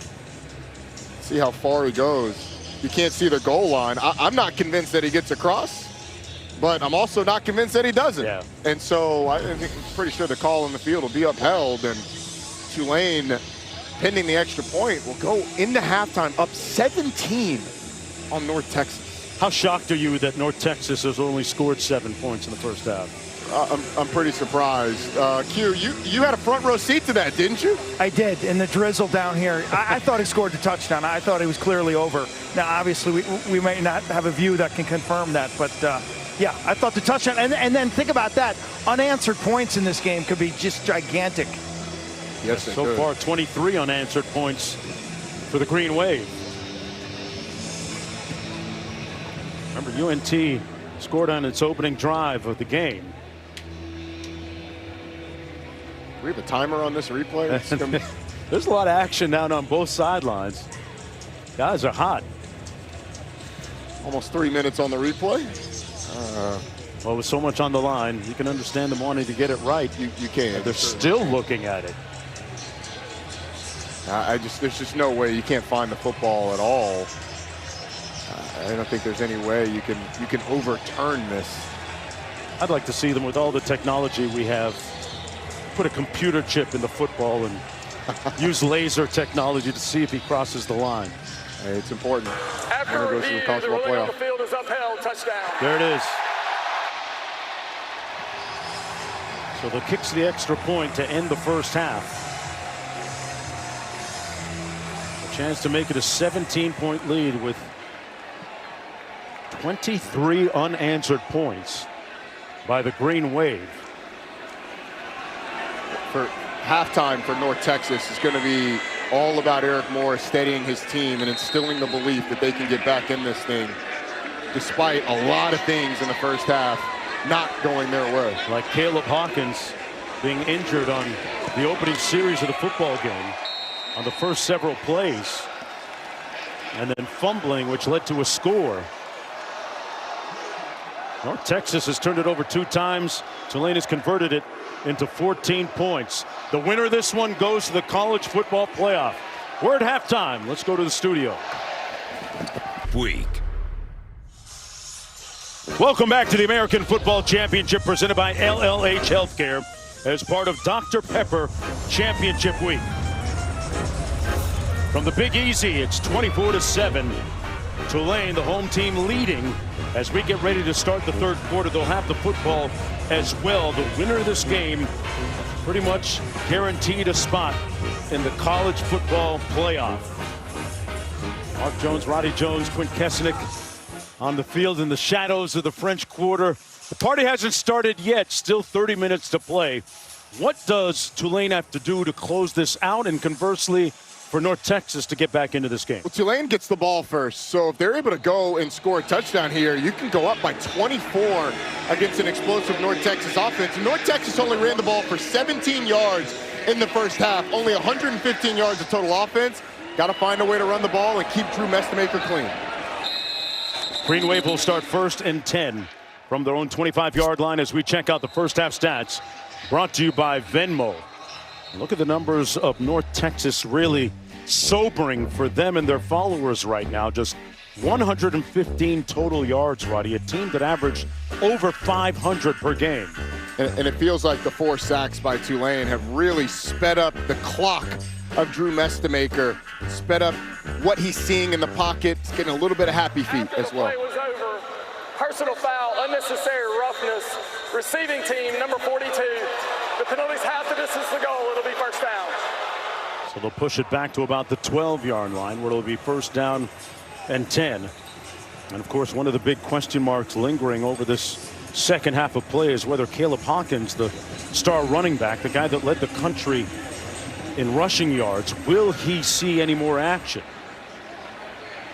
Mark, you asked what North Texas needs to do. It starts with getting a stop against this Tulane offense. Tulane 116 rush yards in the first half. Jake Retzlaff has been inconsistent throwing the ball, 7 of 13. So North Texas has to stop the run. Maury McClure in the backfield. He'll get the call. Nice cut through the hole and falls forward well beyond the 20. Close to the first down. Let's go down to Q. When I checked in with Eric Morris at the end of this halftime, he talked about his offensive line kind of having an out-of-body experience. This was a group that was the best in the American Conference this year, giving up 4 sacks, and their quarterback is under all sorts of duress. Defensively, it's about stopping the run, specifically short yardage situations. Jake Retzlaff, 2 touchdowns, short yardage conversions, all on 4th down. Their ability to convert short yardage situations is what's really haunted him defensively. On 2nd and short that time, Q. Retzlaff throws it purposefully into the turf. It'll set up a 3rd down and short. Good pressure up front by Ethan Day. And Q almost having a preview, a premonition, if you will, that we were going to get to this, a short yardage situation. It's exactly what Eric Morris was talking about. The inconsistencies throwing the football, it's been these that have been the deciding factor. Can North Texas finally get a stop and force a punt against this Tulane offense. They're 1 of 6 on 3rd downs. Trying to convert.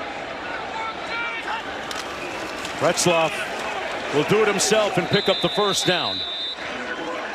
When in doubt, take Retzloff minus the knee brace. Free from that immobility that it caused at times, or just good vibes, picks up the 1st down. Remember, as you watch Tulane rush the football, North Texas is 127th in the country against the rush, as Hawkins, wow, he will now head back into the locker room. Check that, he's going into the tent. McClure picks up close to 5 on that rush. The physicality of Tulane up front has really been the defining characteristic of this game. The offensive line's ability to dominate this defensive line of North Texas, and then conversely, the Tulane defensive line consistently harassing Drew Mestemaker. Tulane is winning up front on both lines of scrimmage exactly the way John Summerall wants it with his team.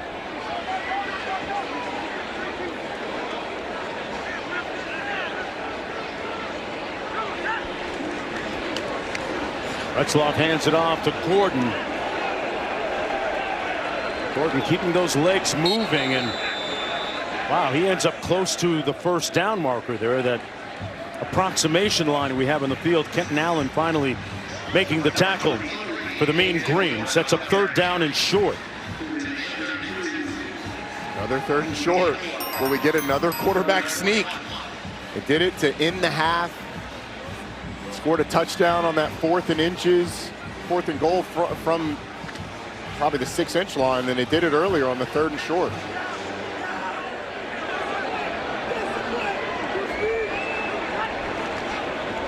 Retzloff following the block of his tailback. Gordon picks up the 1st down.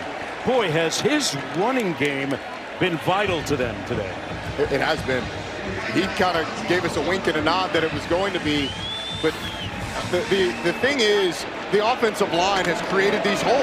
And Javen Gordon, the true freshman, with an absolute big collision in the hole on the linebacker, but he's throwing his body in front of linebackers to try and free up his quarterback. It's really a team effort in the run game, but it starts up front with that offensive line. 1st and 10 from the 37. He's looking to throw this time. Retzloff incomplete at the 43-yard line. It's intended for Brown Stevens. Close to being deflected at the line of scrimmage. It'll set up a 2nd down and 10. Weslowski might have gotten a piece of that. That might have gone through the hands of Ethan Weslowski. He had a pretty good shot to pick that off and wasn't able to bring it in. Either way, it was pretty close to being disastrous for Tulane. Retzloff has taken good care of the football here tonight. Hands it off to Gordon.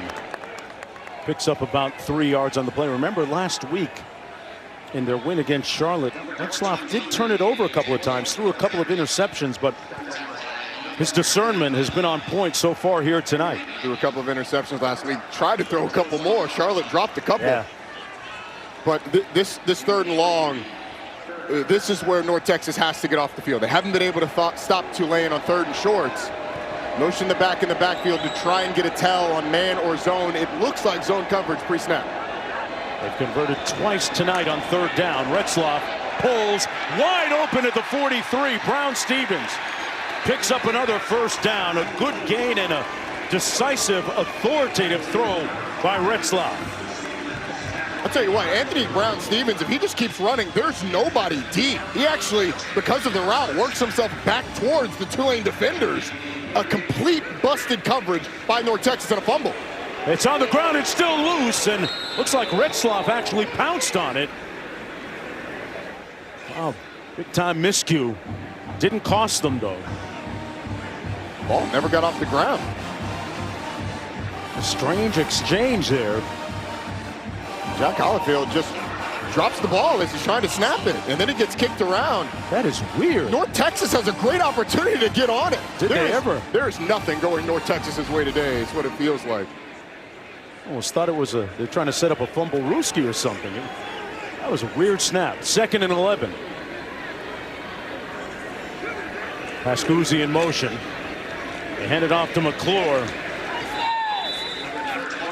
Throw down to the 34. Tackled by Jaden Williams. Sets up a 3rd down. And look at the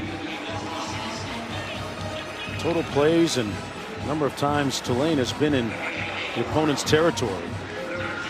Yeah, I mean, this is where Tulane has lived. Yeah. But Tulane right now, 4 of 9 on 3rd downs, but 3 of 3 on 4th downs, Mark. So essentially in conversion opportunities, they are 7 of 9. And I think they're in 4-down territory here. John Summerall has been very aggressive on 4th downs if he can get close. On 3rd and 7, McClure, he won't get there. He'll pick up a couple of yards, but it'll be 4th down. And an interesting decision coming up. Remember, Patrick Durkin has a strong leg. Was watching him in warm-ups kick field goals from beyond 50 yards, and Devon Armstead is shaken up down on the field at the 35-yard line for North Texas. Davion Armstead, the corner, one of the 5 Sam Houston transfers that Skylar Cassidy, defensive coordinator, brought over with them. We will check on him and be back after this. Welcome back. AT&T is keeping you connected with our bracket insights. Play for a chance to win $50,000. Compete with family or friends by creating a group. Sign up now at ESPN.com and fill out your own CFP bracket challenge presented by AT&T. Always fun. So here's our answer. Patrick Durkin, who has a season-long 52-yarder, will attempt this field goal from 50 yards out on 4th and 4. Snap is good. Durkin pushed it off to the left. So Eric Morris's team will get the football back. The deficit remains the same at 17. How much does it help Tulane, the fact that they burned, what, over 6 minutes, almost 6.5 minutes on the clock on that opening drive? It does help. No, it definitely helps because you're shortening the game. There's less possessions now in the game for North Texas. The thing is, there's still plenty of time for North Texas to get back into it. It's not like they've put North Texas in a situation that they will be uncomfortable. North Texas can be a fast tempo offense. The thing is, they have to get Drew Mestemaker comfortable with quick throws.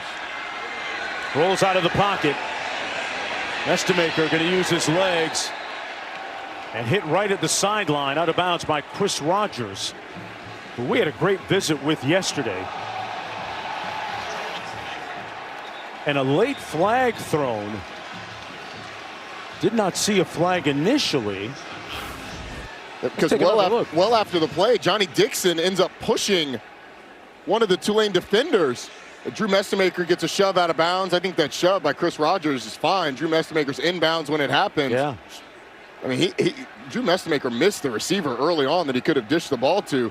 But then later on, if we keep rolling it, you get number 54, Johnny Dixon, who ends up shoving one of the players for Tulane. After the play was over, personal foul, unnecessary roughness, offense, number 54, 15-yard penalty. The down counts. It'll be 2nd down. Losing a little poise there. I understand wanting to protect your quarterback, but it's just, at this point, it's self-sabotage. Johnny Dixon goes out of his way to go and, quote, protect his quarterback. But in the meantime, he gives up 15 yards. I understand coming to your quarterback's defense, but not when it costs your team as greatly as it did now. I mean, it's 2nd and forever now. Wow. 8.5 minutes to go in the 3rd quarter. Mestemaker going to hand it off. That's Sibley. We might have our answer with respect to Caleb Hawkins. We saw him come out to start the 3rd quarter with his helmet and shoulder pads on, but no sight of him yet on the field here on their opening drive of the 2nd half. Mestemaker on the move and slides at about the 33-yard line. And now if you're Eric Morris, do you think about going for it? I mean, it's 4th and long. Here's what happened to Caleb Hawkins, gets driven into the ground. And that was on the opening drive of the ball game for North Texas. 11-yard gain on that last scramble by Mestemaker. Wyatt Young, their leading receiver, has not been a factor. 3rd leading receiver in the country. Mestemaker under heat, got rid of it, tipped and picked off. It's coming back the other way. Chris Rogers. Ball comes out, but it's a touchdown.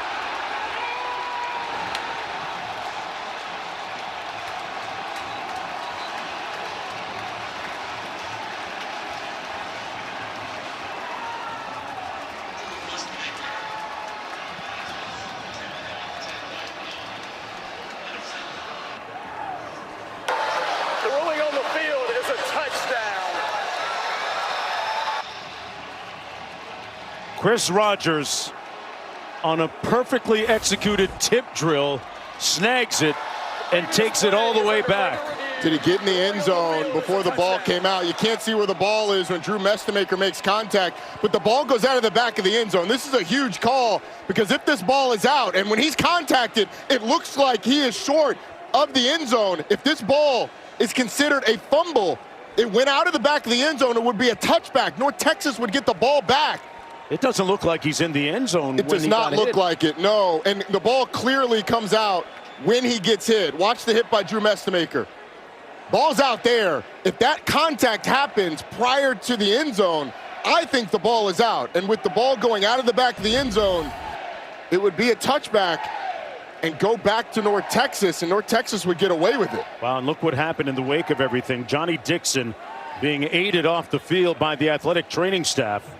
But the ruling on the field is a touchdown by Chris Rogers on the tip. The deflection took it back 35 yards the other way as the officials try to discern the aftermath of this, whether the touchdown stands or not. But boy, what an effort by Drew Mestemaker after throwing that interception to hustle back and try and make that tackle. No doubt. Didn't give up on the play. It went right through the hands of Wyatt Young, into the hands of Chris Rogers, and he may have forced the situation where his team will get the ball back with essentially no harm done. I mean, I think it's pretty clear that the ball is out from that angle. There's no way Chris Rogers is in the end zone when that ball is loose. I think this is a fumble out of the back of the end zone and a touchback, which will result in North Texas ball. No harm, no foul. Matt, tell us how you see this playing out. Well, Mark, I agree with everything that you and Roddy have just said. The problem is you keep using the word think. And unless you have clear and concise evidence, you can't say, I think it's not a touchdown, I think it's a touchback. You got to have clear and concise evidence that it's not. And I don't see a shot right down the line. He's leaning forward. His feet are in the field of play. He's leaning forward. Is he across that line? I don't think so either, but I'm not sure there's proof. But Matt, from this angle, I mean, Drew Mestemaker's body is clearly not in the end zone. And when Drew Mestemaker hits him, I mean, there's no way Chris Rogers is in the end zone. I mean, the ball is right here. And right there, I'm not sure you can tell. That's the problem. But before, when Drew Mestemaker makes contact, stop it here, guys. The ball's out. Mestemaker's body is clearly short of the line, and that ball's not past Mestemaker's body. I mean, I think, Matt, there's enough there to overturn it.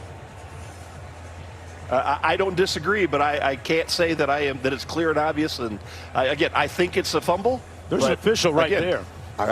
Yeah, man.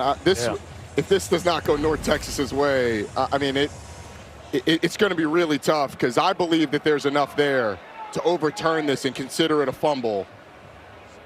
Deducing the powers of where Mestemaker was when he made the hit. I mean, you can see where Mestemaker's feet are short of the end zone. His body is short of the end zone. His back is where that ball hits. And here's where you can see it. That's what they're looking at. Look at where Mestemaker's, pause it there, guys. Look at where Mestemaker's feet are. Look at where the ball is being contacted. I mean, the ball is out as soon as it contacts. It's out now. To me, he is short of the end zone. Let's see what the ruling is. The officials are going to give it to us here in a moment. still looking. There must be indisputable video evidence to overturn the call on the field. The ruling on the field is upheld. Touchdown. Wow. So we got you, Matt Austin. We don't think we have to see indisputable video evidence, and apparently there wasn't enough. Yeah, Mark, I agree 100%. I think it's a fumble also and should be a touchback, but I just don't see the evidence there, and I understand what the replay official did. I mean, he's guilty in court by preponderance of the evidence, but apparently... This is not a civil case, Roddy. The standard is higher than a civil lawsuit. So the lead now, 30-7. A cataclysmic, catastrophic result for the highest scoring team in the nation, North Texas, who now trail by 24 points. Mestemaker was hoping that it wasn't a touchdown, that his hit and subsequent fumble would give them the football, but not to be the case. Game time is even better when everyone's together. Whether it's a tailgate or watch party, fuel your football crew this season with Chick-fil-A catering. Kick off your ordering in the Chick-fil-A app.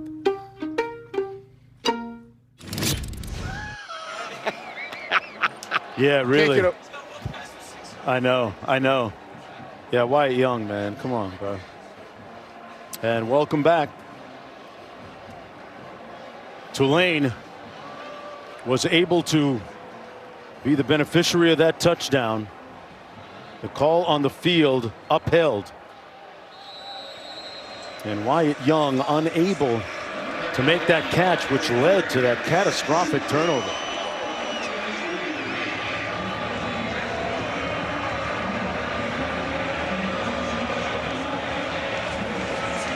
UNT with a daunting hill to climb.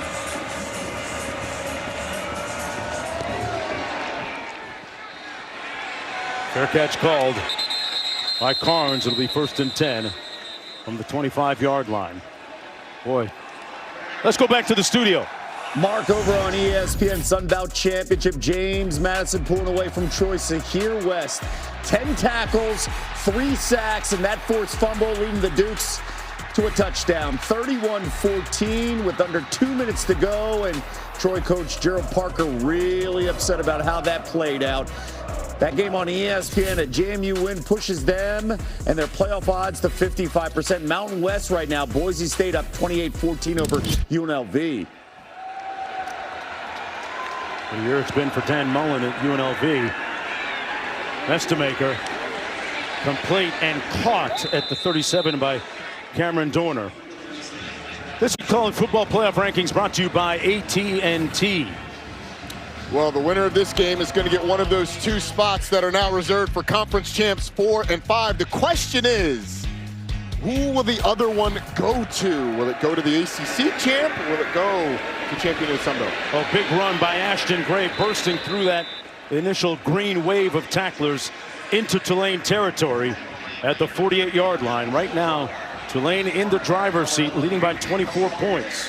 That is not a lead that is safe against the North Texas offense that is 4th in the country in 20-plus yard plays. Mestemaker slings it, incomplete off the hands of Young again. Safe to say he's having a tough night? He is. It's been tough for him to find space, and now I would consider that a drop. Certainly the pick 6 was a drop. Came into this game with 4 drops, credited with 4 drops on the year, but 1 reception for 6 yards for a guy who had 595 yards receiving in the 3 games prior. Over 1,200 yards receiving on the season. His offense looking at 2nd and 10. Mestemaker going to hand it off to Gray. Couldn't get outside that defense. Good tackle by Jordan Norman, who in the last 6 games has been playing some of his best football of the season. 6 sacks in his last 6 games, amongst other stats. They just needed Jordan Norman to kind of get his feet wet, get going, and now it's going to be up to that North Texas offensive line, who is without right guard Johnny Dixon, who was hurt on that pick 6, to protect Drew Mestemaker, give him time. Pressure coming. Mestemaker steps up. He's going to run it. And he picks up the first down, tiptoeing down the sidelines all the way inside the 35. They're going to spot it at the 33. That's a big-time pivotal run for 14. Yes, it is. The big quarterback climbing in the pocket, tiptoeing the sideline. I think he stepped on the line a little short of where he eventually fell out of bounds. They spotted it right. And North Texas with a good drive, a quick drive so far. From the 33. Hand off to Gray. And Gray's going to be stopped up right around the line of scrimmage. You know, you saw that run by Mestemaker a moment ago in his first collegiate start last year in North Texas's bowl game. He had a 70-yard touchdown run in that game. And then immediately upon scoring, he ran to the sidelines, put his head in one of the garbage pails. And I hate to tell you this, folks, he had a quote-unquote reversal, if you know what I mean. He was a little hyped up and tired. It's his first game starting since 9th grade on the B team. He hadn't run that long in forever. On the run here again, steps up, got a lot of open field. Good move, Mestemaker, down to the 14-yard line. Johnson finally stopped him, but he picked up 18 for another first down. I mean, he's an athlete. He's a guy that, because he didn't win the starting job at quarterback his senior year, switched to defense, played safety and corner. Sibley going to be brought down for a gain of about 1 by Hopper. Clock running with under 4.5 minutes to go in the third. And we have a Green Wave player slow to get up. Timeout. See if we can figure out who it is. And that kind of therapy usually indicates it's a cramping situation. Point the toes at a right angle, work on the calf. I'm not a doctor. I don't even play one on TV. I'll leave that to Quint downstairs for the official report if he gets one. But it'll be 2nd down and 6. Mestemaker has made some key runs and scrambles to keep this drive alive for North Texas, Roddy. It's been huge. Tulane's had a lot of success getting pressure on the quarterback with only 4 rushers. As you see Makai Williams walking off the field, and what that's allowed them to do is to drop 7 guys into coverage and be able to clog up the windows for Drew Mestemaker to find receivers down the field, but it's left some open run lanes. It's the longest drive of the game since the opening drive. Remember, that opening drive took forever. Yeah. They were surgical in their precision, but have hit some speed bumps along the way. This one's got you would love, if you're North Texas, to end this one in the end zone. I think they'll be aggressive, try and get 7 points every time they get close. If you start counting possessions, doesn't feel the way this game has gone that there's a ton of them left. 3 receivers out to the bottom of your screen. Young, the inside receiver. They empty out the backfield. Mestemaker into the end zone. Off the defender's helmet, it looked like. Out of bounds, Jaheim Johnson defending Cameron Dorner. And it sets up a 3rd down and 6. I think if Cameron Dorner tries to jump and go over the back of Jaheim Johnson, he probably gets a pass interference call because his hand was pinned down. His left arm was pinned behind Jaheim Johnson, but tried to one-hand it, not able to get the call. Now you've got a 3rd and 9. And normally in these situations, you'd look for number 10, but Wyatt Young's had a tough day. Will they go to their leading receiver in this situation? Mestemaker got it off just in time in the end zone. Tipped up and incomplete. Intended for Wyatt Young, but we have a flag down. Javion White back there defending. Wyatt Young's pretty fired up about this. There's been a number of times where little tugs and grabs on his releases have not been called. Pass interference, defense, number 6. The foul occurred in the end zone. The ball will be placed at the 2-yard line. First down. Correction. So it'll be 1st and goal for North Texas. This one's certainly big-time pass interference. Javion White lined up on him. I mean, he grabs the back hip, he grabs the front hip, he gives him a little tug. And a couple of times now that they've interfered with Wyatt Young. 10th play of the drive coming up for the Mean Green. Ashton Gray in the backfield. Mestemaker rolls left, delivers. Intercepted off the tip off of Young again. The remix, an exact repeat. And the Green Wave have the football again.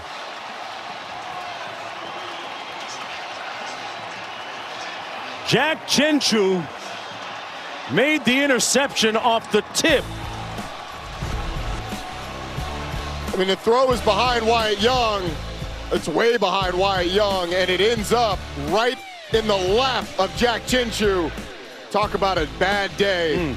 I would say Tulane having a great day. Drew Mestemaker, certainly not.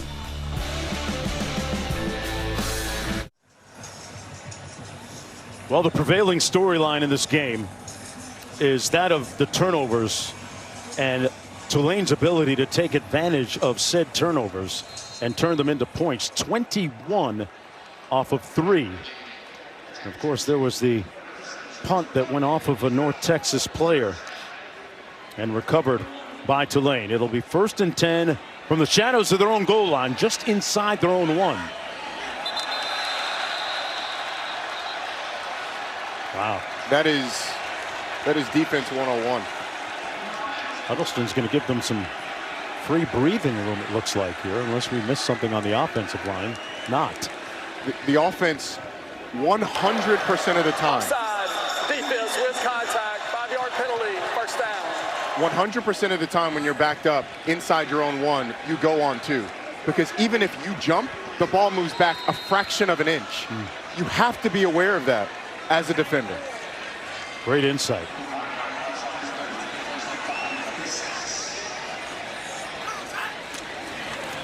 Retzloff going to hand it off to Gordon. Gordon upended. Looks like he's got enough for the first down. They're going to mark him at the 11-yard line. Hit by Smith Young and Colin Lewis. John Summerall's team has a chance to make an absolute mountain of a climb for North Texas if they're able to have a long drive and put it in the end zone. But North Texas, this is a test of resilience. It's a test of will. This is a test of desire to get back in this game because nothing's gone your way so far in this one. Retzloff hands it off to Gordon, trying to get to the edge, and he pushed out of bounds at about the 15. Picked up 4 on the play. North Texas actually had a good call. They were able to wrap a defender around a defensive lineman, Terrell Washington. He wasn't quick enough to get outside, and North Texas has consistently struggled to set edges on that defense. Tulane's been able to get outside with either Jake Retzloff or these running backs. And there's times it's just been gashed up the middle. Stopping the run has been an absolute chore. 157 rush yards for Tulane so far. That's huge. 2nd and 6. Trying to add to that total here. McClure gets about 3 and sets up a 3rd down. Smith Young making the tackle for North Texas. That clock running with 2.5 minutes to go in the 3rd quarter. The highest scoring team in the nation that averages over 50 points per game, held to just 7 so far. But the victims of some self-inflicted wounds. And to give Tulane credit, some Tulane-inflicted wounds as well. 3rd and 4. Hayes in motion. On the receiver screen, caught by Preston. And Preston going to be brought down shy of the first down by about 3 yards. Wisłowski making the tackle for the Mean Green. So in comes the punt team. Clock running, under 2 minutes to go in the 3rd quarter. All right, North Texas defense came up with a stop despite giving Tulane a lot of room. They were in a situation on the first play of this drive where maybe if you get a negative play, you can get a safety. But ultimately, you do get a stop and force a punt. Alec Clark punting for just the 2nd time today. Number 38, Alec Clark. Gets off a high spiral. Fair catch called at the 39-yard line by Miles Coleman. It'll be 1st and 10 from there after the 44-yard punt. Hey, Sunday, we'll have the exclusive reveal of the final college football playoff top 25 rankings in a 3-hour special. Reese and the gang will break them down from top to bottom and unveil the matchups for the 12-team playoff. It all starts at noon Eastern, after Sunday NFL Countdown on ESPN and the ESPN app. Okay, Roddy, I'm going to go there. I know it's early, a lot of football to play, but what about a scenario where you see Retzloff playing BYU in the college football play? That's juicy. That would be juicy. I think Tulane would have to end up as the 11 seed, which would mean either JMU or Duke at the 12. Little tunnel screen complete, gain of a couple yards on the play. Big hit by Sam Howard. And then you'd have to have a big jump from BYU. They'd likely need a big win in the Big 12 championship game, need to jump pretty high. Very. Probably need to get to about, probably need to get to 6. You can dream a little bit. Can. Maybe head-to-head will matter between Texas Tech and BYU. They can get up there, although head-to-head matters optionally. 2nd and 8. Sibley. Got about 4 on the play, sets up 3rd down. 3 or 4 to go. Under a minute to go in the period. From the 46. Mestemaker to pass. Taking a shot downfield. Well defended and no flag. Broken up nicely by Wadsworth, who tried to hit Coleman. And it's 4th down, and of course they'll go for it here. This is a textbook play by Isaiah Wadsworth down the field against one of the fastest players on this team. He's in the hip pocket. He's in phase, as they call it. Looks back for the ball, backs it down, does not interfere, and sets up a 4th down that really feels like it is a crucial play to North Texas getting back in this game. Now they're 1 of 2 on 4th down conversions. Mestemaker, they're going to blow it dead. It's going to be a false start because that's just how the day's gone for North Texas. False start. Offense, number 72. 5-yard penalty. 4th down. And of course, remember Johnny Dixon, one of their best players up front, hobbled off the field earlier in this quarter. Sets up a 4th down and 9 after the penalty.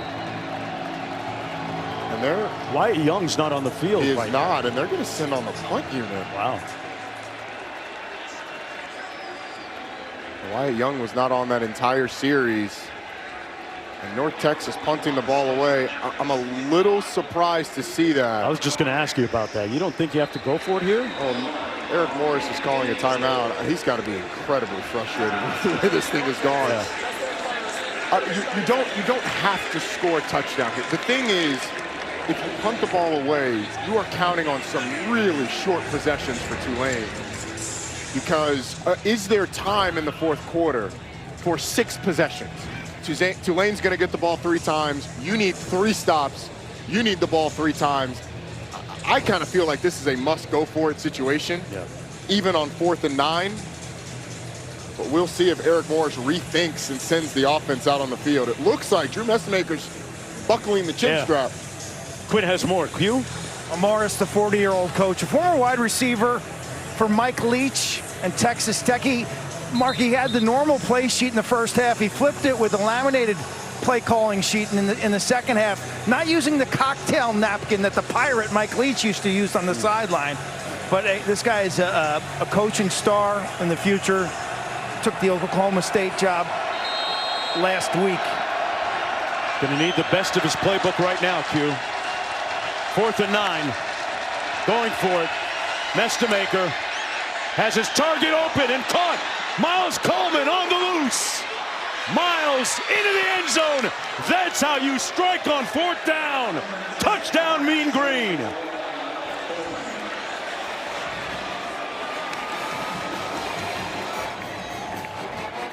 Eric Morse had the right call for the right situation.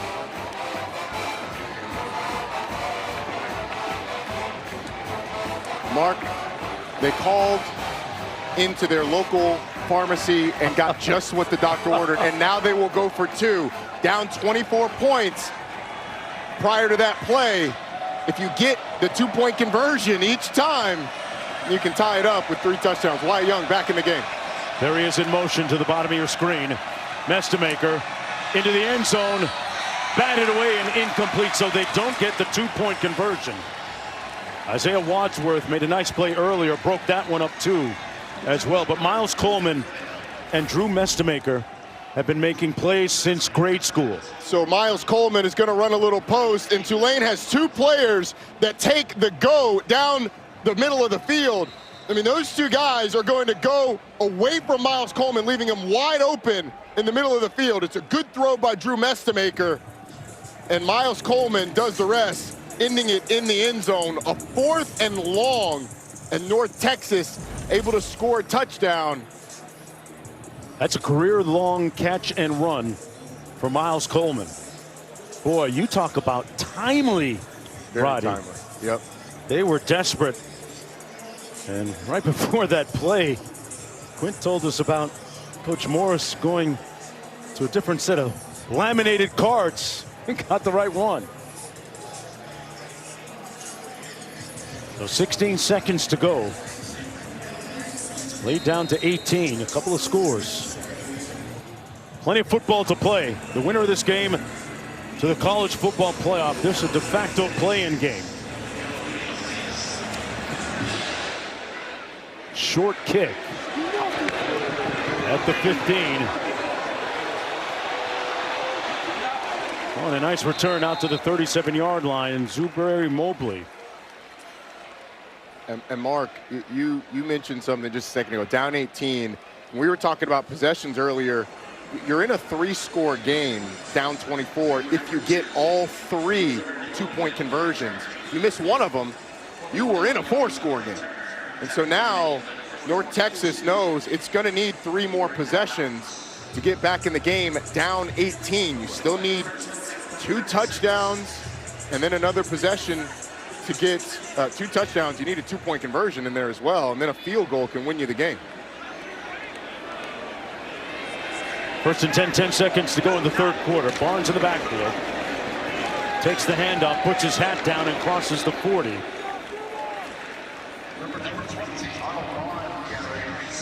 And that's going to be the last play of the third quarter. Tulane looking to end 2 years of frustration and win the American Conference Championship. You saw the numbers when leading after 3 quarters. Folks, we'll be back after this message and a word from your local ABC station. Gilman Stadium here in New Orleans for the start of the fourth quarter. The winner of this game will make it to the college football playoff. As we welcome you back to the American Football Championship presented by LLH Healthcare as part of the Dr. Pepper Championship Week. There's a little motion on the right side of that offensive line, and in the backfield, take your pick. False start. Offense, number 20. 5-yard penalty. Second down. An auspicious beginning for Tulane to the start of the fourth quarter here. It's unfair to Arnold Barnes. Reese Baker, the right tackle, jumped early. Don't put it on the running back. You're a little sensitive, huh? Positionally sensitive, huh? Yeah, it's just out there trying to get a head start. The right tackle was doing it too. Take it on that guy. 5 penalties for 48 yards against the Green Wave. Second and 11 now. Little bubble screen complete. Monument. And he picks up the first down into UNT territory. Mamahat picks up 15. Well, it's been a game of miscues for North Texas. The fumble by Caleb Hawkins turns into a Jamari McClure touchdown. There's a missed kick-catch interference. It hits off the back of a North Texas player, which ends in a touchdown. And then this, off the hands of Wyatt Young, and Chris Rogers appears to have fumbled the ball short of the goal line. The call on the field was touchdown. Not clear and obvious evidence to overturn it. Pick 6. Honestly, if you take the miscues out of this game, which you can't do, North Texas is probably right in this thing, and they can get back in it with a stop here defensively. The thing is, they got to stop the run. Haven't been able to do it significantly tonight. Sadiq Clements making that last tackle and then came off the field holding the back of his leg. McClure in the backfield for the Green Wave. Tulane is certainly going to take their time between plays, try and lead as much clock as is comfortable. On 2nd and 9. Retzloff kept it. Nobody fooled defensively. Brought down right at midfield by Ethan Day. A loss of 1 on the play. Sets up 3rd down and long. 10 to go. They've got to get to the 40-yard line to pick up the 1st down. And if you're the Green Wave, you don't want to shut it down too early or be too conservative against this North Texas team. No, you want to be cognizant without being conservative. Snap the ball with less than 10 seconds on the play clock, but you don't want to take away the ability to throw the football or challenge this defense.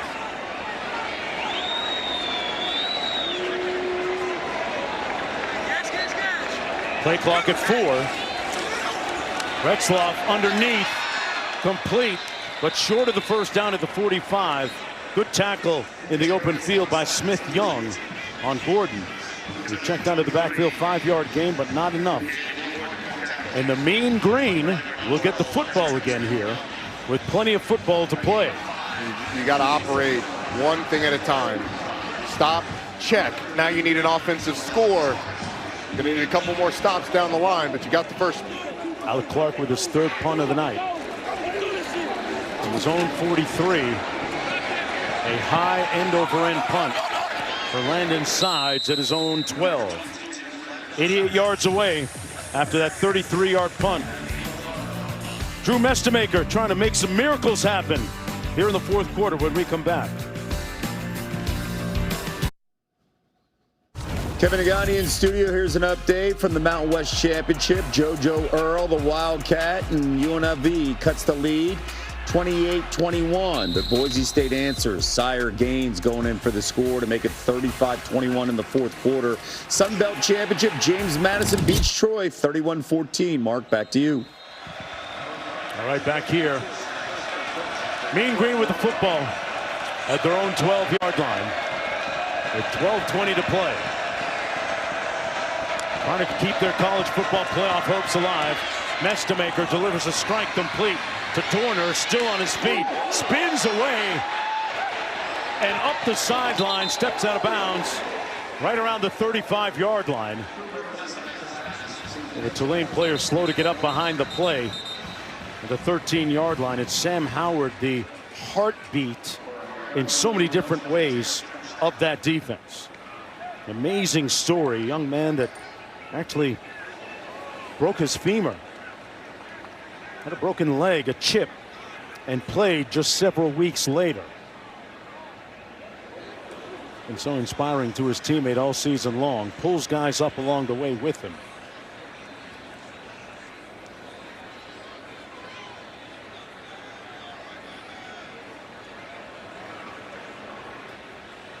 Howard, a 6'2" senior out of Birmingham.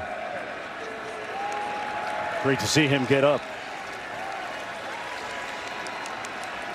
Let's go to Q for more. NFL caliber person. This is a guy who cleans the plane after the team lands on their charters. He goes back in the plane and cleans it. He's the guy, he's the last one to leave the locker room to make sure the place is super clean. Unbelievable person, beloved by this program, a straight dog. He is a guy who Chris Rogers just was effusive at his plays with his other linebacker. Unmatched toughness. I'm sure we'll see him back. Yeah, 2 good ones. Big time run up the middle. Kiefer Sibley. Great burst. Javion White finally brought him down, but he picked up 13. They ran right at his backup. Mekhi Williams comes in the game. Ran at him. Big gain. North Texas with a little rhythm offensively. Another completion inside the 40 to Trey Williams, who has a touchdown catch today. And another 1st down. North Texas offense is finding a little bit of rhythm on this drive. Popping some quick runs. 14-yard gain on the last play. Sibley again, this time brought down after a gain of close to 2. Meanwhile, Mestemaker breaching the 4,000-yard passing plateau with his yardage today. Well, you talk about a very impressive freshman. A guy, if you're just joining us, folks, never started a high school football game on varsity. Didn't even do it on JV since 9th grade. Blitz coming off the edge, and they got to Mestemaker. Back to the 42. And who else? Sam Howard. I think he's okay. Unmatched toughness, a guy who had to have plates and screws put in his leg during the season to come back from that broken leg that you were talking about. Comes back in, gets the sack.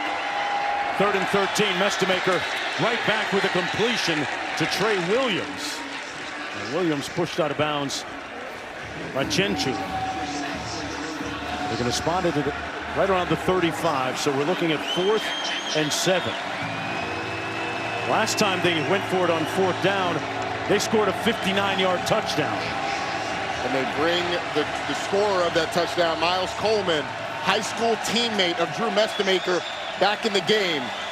Wyatt Young, their leading receivers to the top of your screen. Coleman, the touchdown scorer on the near hash. 4th and 7, Mestemaker delivers, caught to who else? His childhood buddy, Coleman, inside the 10. The connection lives on, as do the hopes of North Texas on the 26-yard catch and run. What reads on 4th down by Drew Mestemaker to keep this team's hopes alive? Up in the line of scrimmage quickly, the draw play. Gray still on his feet. Touchdown, Mean Green! And here they come.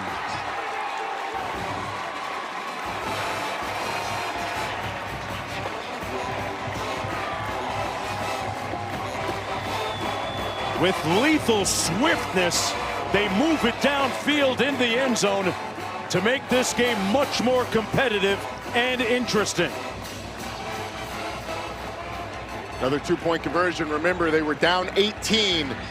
You need at least 1 2-point conversion for a field goal to be able to win it for you on your final possession if you're able to score 2 touchdowns. Roddy, they went 88 yards in just under 3 minutes. Going for 2. Williams in motion. They run it and pick it up untouched. Gray makes it a 10-point game, a 2-score game. And now with the touchdown, a field goal, you can tie it up. And it is incredible, the fight in this North Texas team. Able to shake off a tackler in the backfield, and hey, we got ourselves a ball game down late.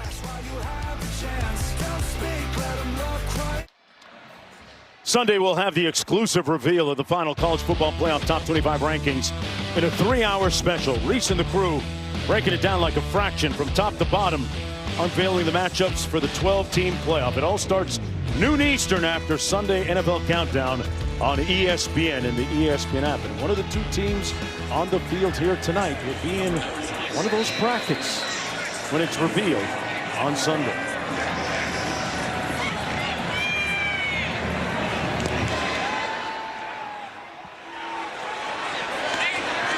Smith from the 9. Cuts it back and is brought down to the 22.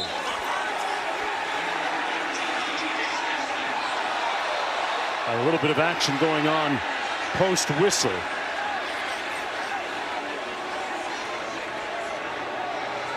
Tell you what, when you consider what's on the line here tonight for both these schools, you understand the over exuberance at times. Watch the acting job by number 17. Oh! I hope he's Mark. That's a flopping foul. I hope he will be okay. Hey, urgent care right across the street. Good job by the officials. Yeah. Not getting too quick with the flags. Just got a lot of guys fighting for it. How does Tulane get its momentum back offensively? They seem to have stalled here. Yeah, I think you go back to your offense. You run the ball. Maybe you get Jake Retzloff's legs and his running ability in as well. Play fake, pressure off the edge. Got it out to Hayes. And Hayes limited to just a little bit of a gain, if at all, on that play. Well, North Texas scored on its opening drive, as did Tulane. But then Tulane responded with a 31-point answer. And then North Texas now with the last 2 touchdowns to bring them to within 10. 2nd and 9 coming up. 9 minutes to play. Sorry, Mark. Jake Retzloff only 12 of 20 throwing the ball today, but Tulane 165 yards rushing. They go with some 12 personnel, and Jamari McClure brought down by Trey Fields and Will Jones II Setting up third down now for the Green Wave.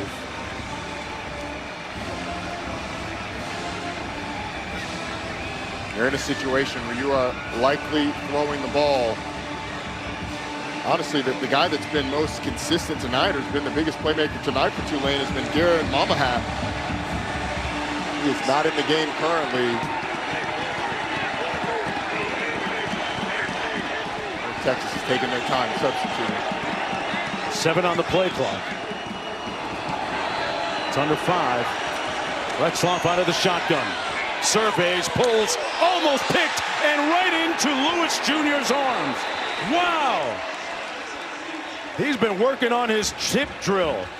Samaje Burrell had to go right through his hands for a 13-yard first down conversion. Want to know what kind of day it's been for North Texas in one play? This is it. I mean, that was an interception, a potential pick 6 on a third down that goes through the hands of Samaje Burrell right into the hands of a Tulane receiver, and Tulane converts. A missed opportunity for the Mean Green. First down and 10. 5 on the play clock. They keep it on the ground with Gordon. And Gordon picks up a yard on the play. Burrell makes the tackle, but he'd love to have that last play back and re-rack it. You could see, though, Ethan Weslowski going up to him after the play and talking to him, likely trying to calm him down, telling him it's the next play, but he's still incensed at himself for not coming down with that interception. That would have been an absolute game changer. 2nd and 9 as a result. Reed in motion. Retzloff off the play action. Underneath. Incomplete, but a flag thrown. At the 45-yard line, Chaz Preston, the intended receiver on the play.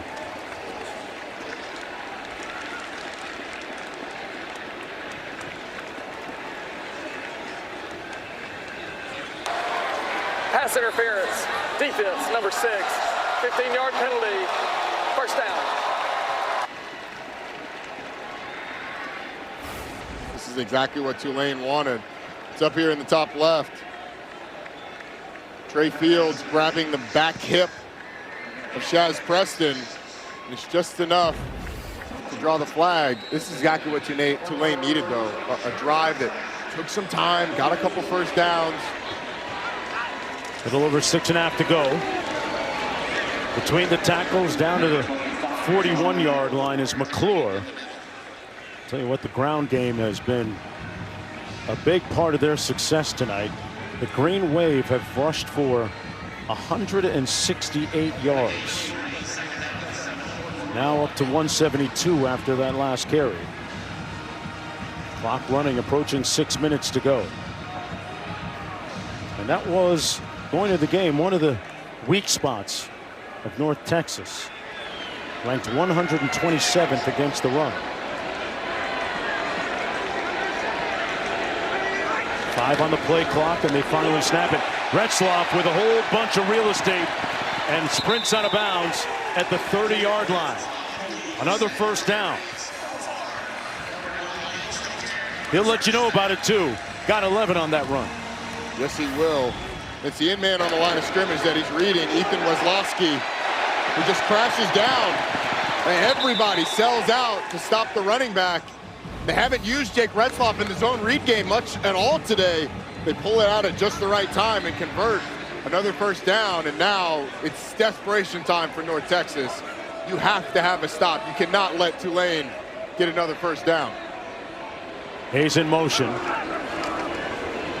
Retzloff hands it off to McClure. McClure moving the pile, still moving the pile. Ends up with about 8 yards. Some unrelenting, unyielding effort, resulting in 8 yards for Jamari McClure, the redshirt freshman out of Alabama, and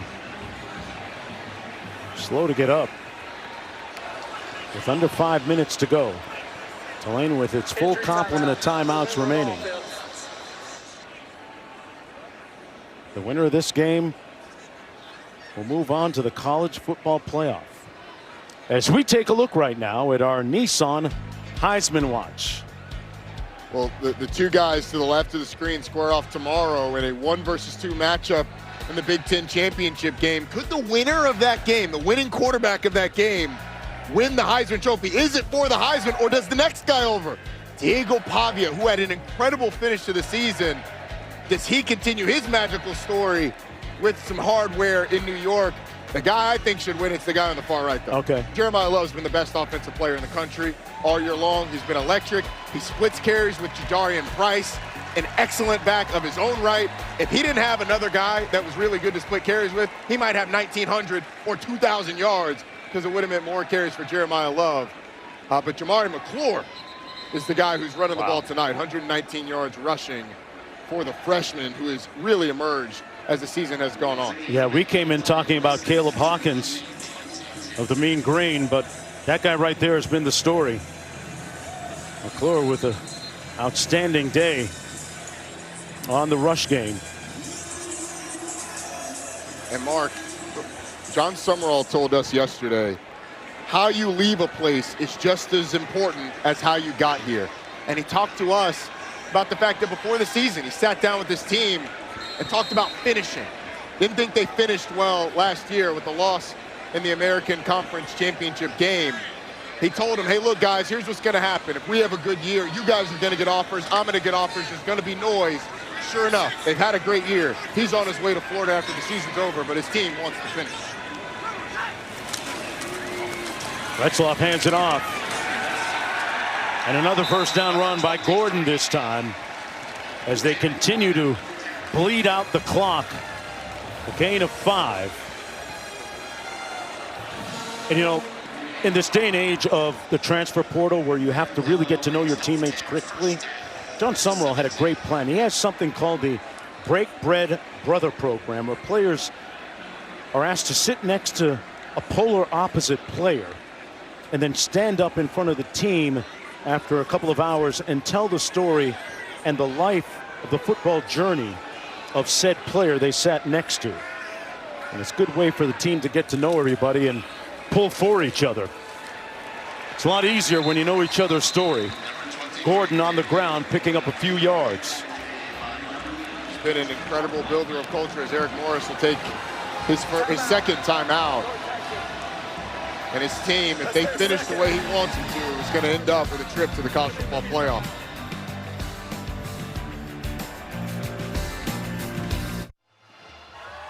Welcome back, everyone, to Yulman Stadium.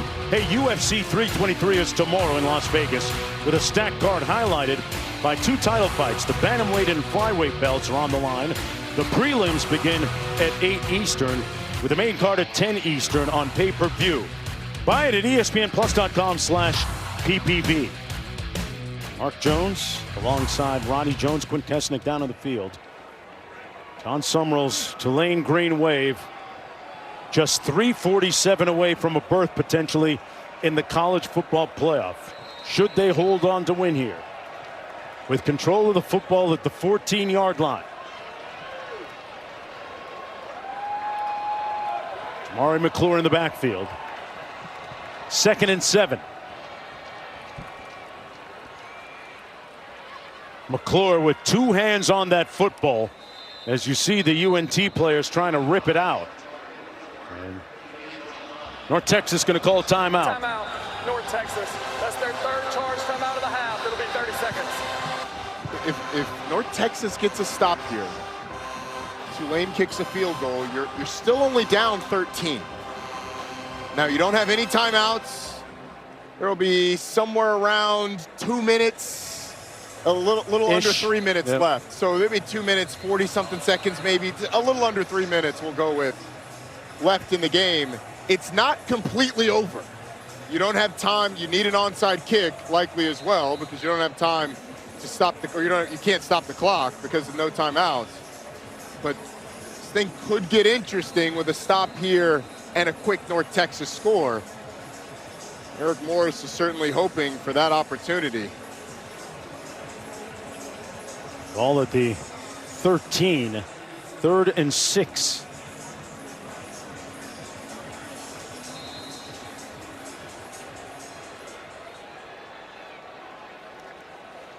McClure well over 100 yards rushing. They're going to line up in the I formation. You don't see that often in football much anymore.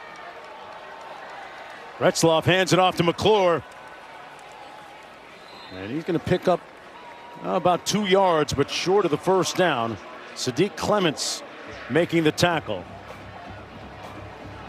Let's see what they do here on 4th down. John Summerall is going to take this thing down to about 1 second on the play clock. Probably call a timeout, but they're sitting the field goal unit on the field. Maybe save that timeout. Yeah, Durkin going to try and attempt this one. Hit one earlier from 30 yards out. Missed from 50. And this will be his 3rd attempt of the night from 30 yards out.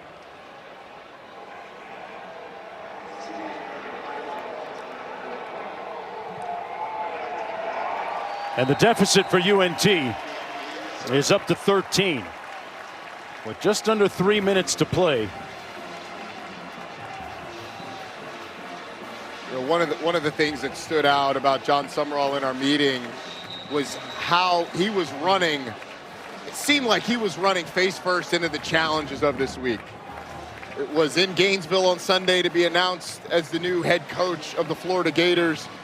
Said he was basically working on 2 recruiting classes and was really proud of the fact that they signed 18 players at Florida, signed 13 here at Tulane with guys that didn't know who their head coach was. Just gave incredible credit to his recruiting staff and told us, hey, I am having a blast working 2 jobs. He said, I might try and do this permanently. Was not going to do it permanently, but if his team's able to hold on this last 2 minutes and 51 seconds, he's going to be doing it a little bit longer, and Gainesville's going to have to wait just a tad longer to have John Summerall all to themselves. He doesn't lack for energy.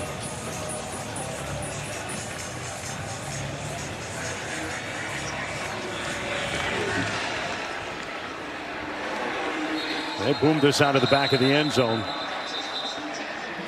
Mean Green 1st and 10 from their own 25-yard line. Drew Mestemaker, the freshman, has had an outstanding year. Went over 4,000 yards passing on the season, but right now facing a daunting, imposing task of trying to bring his team back. They trail by 13 with under 3 minutes to go, doing it without Caleb Hawkins, their leading running back on the season. He left the game in the first half. I haven't seen him since on the field. That pass complete to Miles Coleman. What a 59-yard touchdown catch and run in the 3rd quarter to help bring them closer. Picked up 15 there. Mestemaker has completed his last 6 in a row now. Make it 7. Out to the 47-yard line to Coleman again. No timeouts left for North Texas. Coleman got 6 there. Mestemaker drills it complete down to the 40-yard line. Coleman again.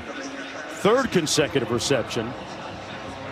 Now they've got to hurry to the line, see if you can get a snap off before the 2-minute timeout.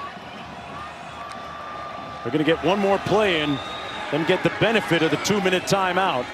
That's Gray. At about 6. And we'll take a break as we hit that 2-minute timeout. 1:56 to play. 2nd and 3.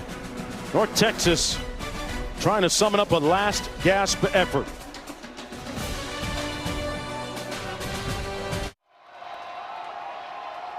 North Texas on 2nd and 3. Ashton Gray with a powerful run, breaking a couple tackles, picks up the first down. They don't have any timeouts remaining. He got 10. 1st and 10 from the 24. Complete to Dorner, still on his feet. Dorner inside the 5, 1st and goal. With 1:39 to go, back quickly. They set the ball up at the line of scrimmage. Mestemaker hands it off, but they blow the play dead first. And there was a timeout called by Tulane, apparently. Timeout. Tulane. That's their first. It'll be 30 seconds. Please reset the game clock to 1 minute and 39 seconds. 1:39. Every second important, especially for North Texas right now. Every second counts. Down by 13 points. This is, I like the timeout by John Summerall. You have to steady your defense a little bit, who's been on its heels. They were going to snap the ball anyway. You could say the snap of the ball was imminent. That word thrown out a lot over the last week or so. Yeah, that in the letter CFP. Messemaker, meanwhile, is connected on his last 9 passes. North Texas has actually outgained Tulane in total yardage. First and goal right now.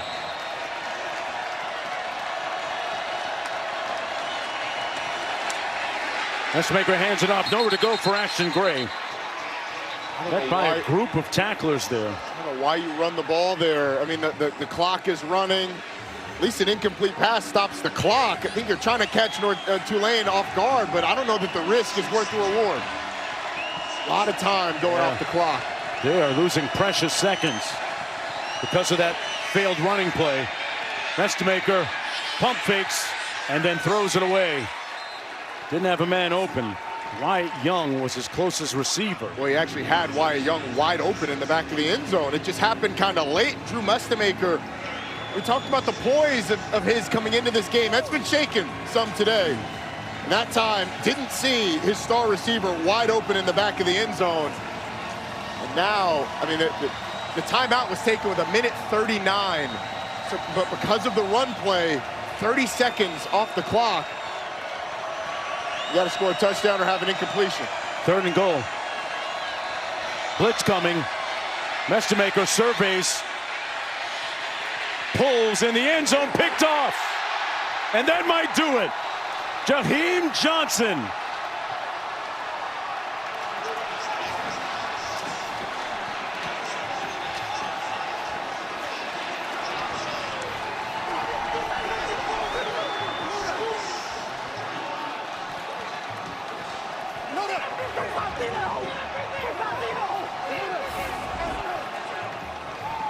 Everyone covered down the field. Drew Messemaker sees Trey Williams, just overthrows him right to Jaheim Johnson for the 3rd interception of the day. John Summerall absolutely loves it. Remember, Mark, his defense was on their heels. Calls the timeout, gets a negative play, an incompletion, and then an interception. Drew Messemaker is distraught, obviously, and it appears the Eric Morris era at North Texas is going to end in a game where they were mistake-laden. The Neil Brown era will start tomorrow, but the John Summerall era at Tulane will certainly continue to the college football playoff. It ends the regular season in a championship game victory in the American. And boy, when we spoke with Chris Rogers yesterday, the bilious taste, the bitter taste of defeat was still lingering from last year, losing in the conference championship game. He told us we never want to feel that way again, and they won't. They'll vanquish the team that scored the most points per game in entire college football this year. Tulane will win it 34-21 and move on to the college football playoff. A historic night here for the Green Wave. And a wave of fan descending on the field.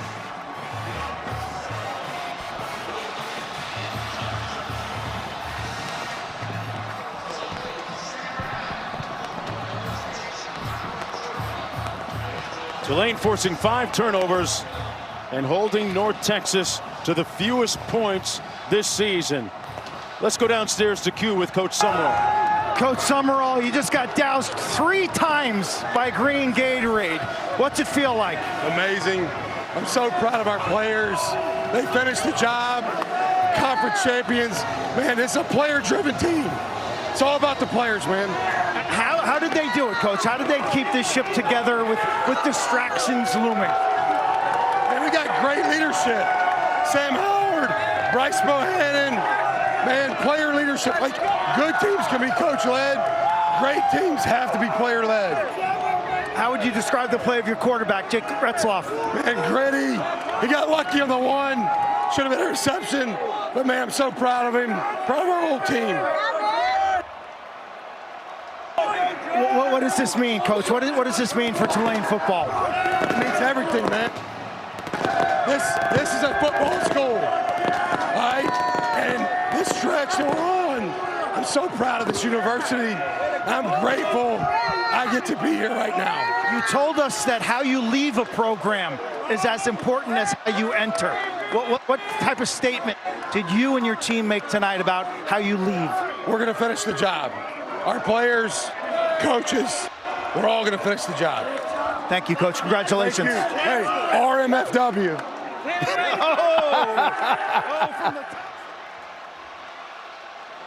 You can find those T-shirts in and around the Tulane campus. You heard the acronym.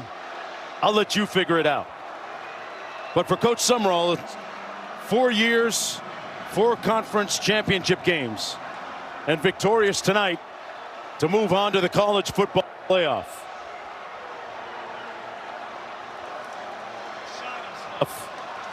In their future.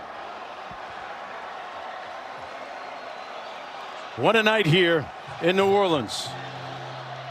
And for Jake Retzloff, who left BYU to come here to Tulane, only had 30-odd days to learn the playbook while he was taking 4 classes to become eligible, and this is what it looks like now for him. And Mark, remember, BYU got off to that great start last year, looked poised to make the college football playoff last year. They weren't able to do it. Jake Retzloff, the tumult in the offseason, being forced to transfer due to a looming suspension at BYU, comes here and makes the college football playoff. What a story for Jake Retzloff, who is now 22-4 over the last 2 seasons as a starting quarterback. And kissing off his regular season with a conference championship.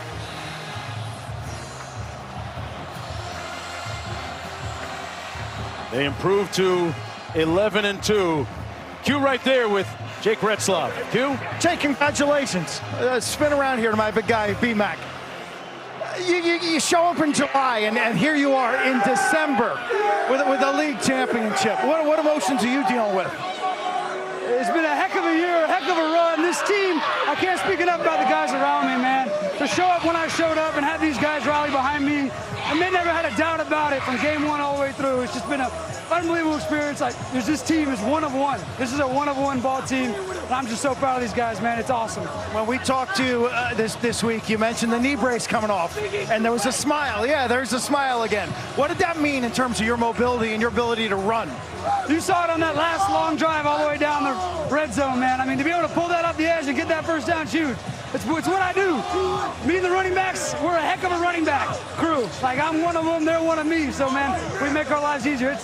It's fun to win football games. How do you best describe your journey going back to California in high school? Just relentless. Just never settled one day in my life. Stayed patient. It's taken a lot of patience, and I don't got very much patience, but I just stayed patient, never settled along the way. It's just being resilient. Resilient might be the word. It's just, I don't have a great other word than that, man. It's just been an unbelievable journey. You've always kept moving forward. You're moving into the college football playoff. Was that even on your mind when you transferred here to Tulane? We knew we were one of the best teams in the country. Like G5, whatever it is. We knew we'd go win a conference, we'll be in. So we knew that we were conference champs, and we knew what that meant. So, yeah, we had an idea. How did Coach Summerall keep it together with all the distractions and his looming departure to Florida? Listen, this team is unbelievable. The players that led this team. Bryce Bohannon, who you saw take the knee at the end when I handed him, he's the heart and soul of this team, man. He called us a team meeting on Sunday when the news broke, and we looked each other in the eyes and said, we're doing doing this for the guys in this room. We're going to go get this win, man. No matter what, this team will never be again, so might as well go out on top. You know that sweatshirt you wore in the meeting the other day, Coach Summerall gave us one of those on live TV, on national TV. Congratulations, Jake. Thank you. Appreciate it. Thank you so much. Mark? How you leave is just as important as how you go in. Those the words of that man right there, John Summerall, the head coach of Tulane. On a historic night here at Yulman Stadium as they'll move on to the college football playoff. What a game. What a game indeed. And this is a Tulane team that will be in as either the conference champ number 4 or conference champ number 5. They'll worry about the matchup when the rankings are released. But both of these teams were dealing with situations where their starting quarterbacks from a year ago are playing in championship games, but playing in the ACC championship game. Chandler Morris transferring out from North Texas, Darian Mensah transferring out of Tulane. And for them to meet here, and for this Tulane team to lose Darian Mensah to Duke, to lose Mekhi Hughes to Oregon, to lose a number of players to the transfer portal that were important, John Summerall rebuilt it. And this was a team where it hasn't always been flashy, Mark, but 2 Power 4 wins during the regular season stamped them as one of the best teams in the country. And now winning the American gets them a berth to the college football playoff. We saw them earlier this season in the non-conference portion of the schedule against the University of Mississippi down in Oxford, and they just continued to get better and better. But they were advantageous tonight. They took full opportunity of the turnovers when North Texas gave the ball up, and they converted them into points. Fumble ended up in a touchdown. This one, unfortunate, hits off the back on the punt of a North Texas player. Recovered it in on a 4th and goal, inches away from the goal line. They were able to get in. And then this Chris Rogers interception looked like he might have been short of the goal line when the ball came out, but it was called a touchdown on the field. It was upheld upon review. Obviously the pick 6, and then Drew Mestemaker a little behind his receiver Wyatt Young, an interception in the end zone that could have changed the tenor of this game. North Texas had another play on the second to last drive that went through the hands of a linebacker. Could have been an interception, would have set them up well. Too many miscues for North Texas, but man, what a performance by Tulane. Yeah, those 21 points off turnovers loomed large for the Green Wave. Let's go downstairs to Quint again. Thank you, Mark. Thank you, Roddy. Thank you, Brooks. And thanks to everybody here in attendance tonight in New Orleans. First of all, let's give a big round of applause for North Texas and Mean Green and the entire season that they were able to put together under Coach Eric Morris. With us tonight,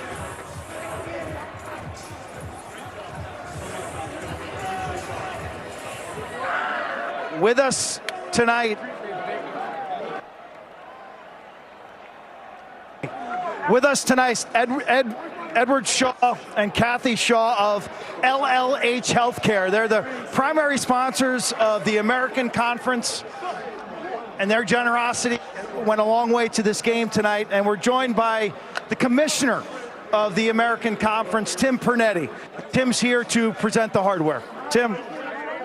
So I want to congratulate Coach Morris and North Texas on a great season. And to Coach Summerall, I know we're all going to miss him, but he's not done yet. Yeah, let's go! Congratulations, New Orleans, to the 2025 American Conference champions, the Tulane Green Wave.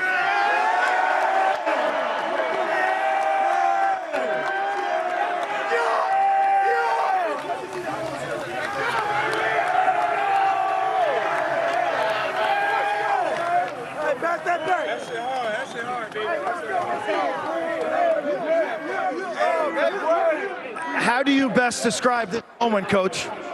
I can't. I mean, I'm speechless. I love these guys. I'm so proud of this team. This is a player-driven team. I told them no coach changes how this team's going to go. This team's going to go because the players, man, I'm so proud of these guys. I love them. I'm speechless, to be quite honest. What do you think made the difference within that game today? I think takeaways, the turnovers we created, and then the run game. I think we were able to control the flow of the game by running the football. We got some critical turnovers, a couple of them in the red zone. Those were the biggest parts. Congratulations. Our next trophy, we're going to give out a Most Outstanding Player trophy. The Mike Oresco Most Outstanding Player of this game goes to a defensive player, Jack Chinchu, defensive back, Tulane Green Wave. Jack, congratulations. What led to your success in this game? I mean, we knew what they wanted to do. They were going to have to throw it. When the rain stopped, we knew that we were going to get their best, and that's what we wanted. We didn't want anything else. And I'd just like to say thank you to my teammates and all the coaches that we had here, and we got something brewing special. What's special about this team, Jack? Hey, it's a real brotherhood. Everyone can say they got family or whatever, but this is a real brotherhood. I'll do anything for these boys behind me. When Coach says it's a player-led team, what does he mean by that? You're not playing for the guys that's coaching, you playing for the guys that are beside you. That's really what it is. It's accountability. I can hold anybody accountable. Anybody can tell anybody to do something. You know, it just runs through the team, not through the coaches. Congratulations, Jack. We want to thank LLH Healthcare, the Shaws, Tim Pernetti, our commissioner, Coach Sumrall, and this terrific team from Tulane, the Green Wave. Back to you, Mark. What a night under the lights here at Yulman Stadium, as this Tulane Green Wave team makes history, moving on to the college football playoff. They'll find out their matchup pretty soon. They were able to capitalize on several turnovers and convert them into points. Folks, your local news is coming up next over most of these ABC stations. As they say here in New Orleans, laissez le bon temps rouler, let the good times roll. For Roddy Jones, Quinn Kesenick, our entire crew behind the camera, you don't get a chance to see our Mark Jones. So long, folks, from New Orleans.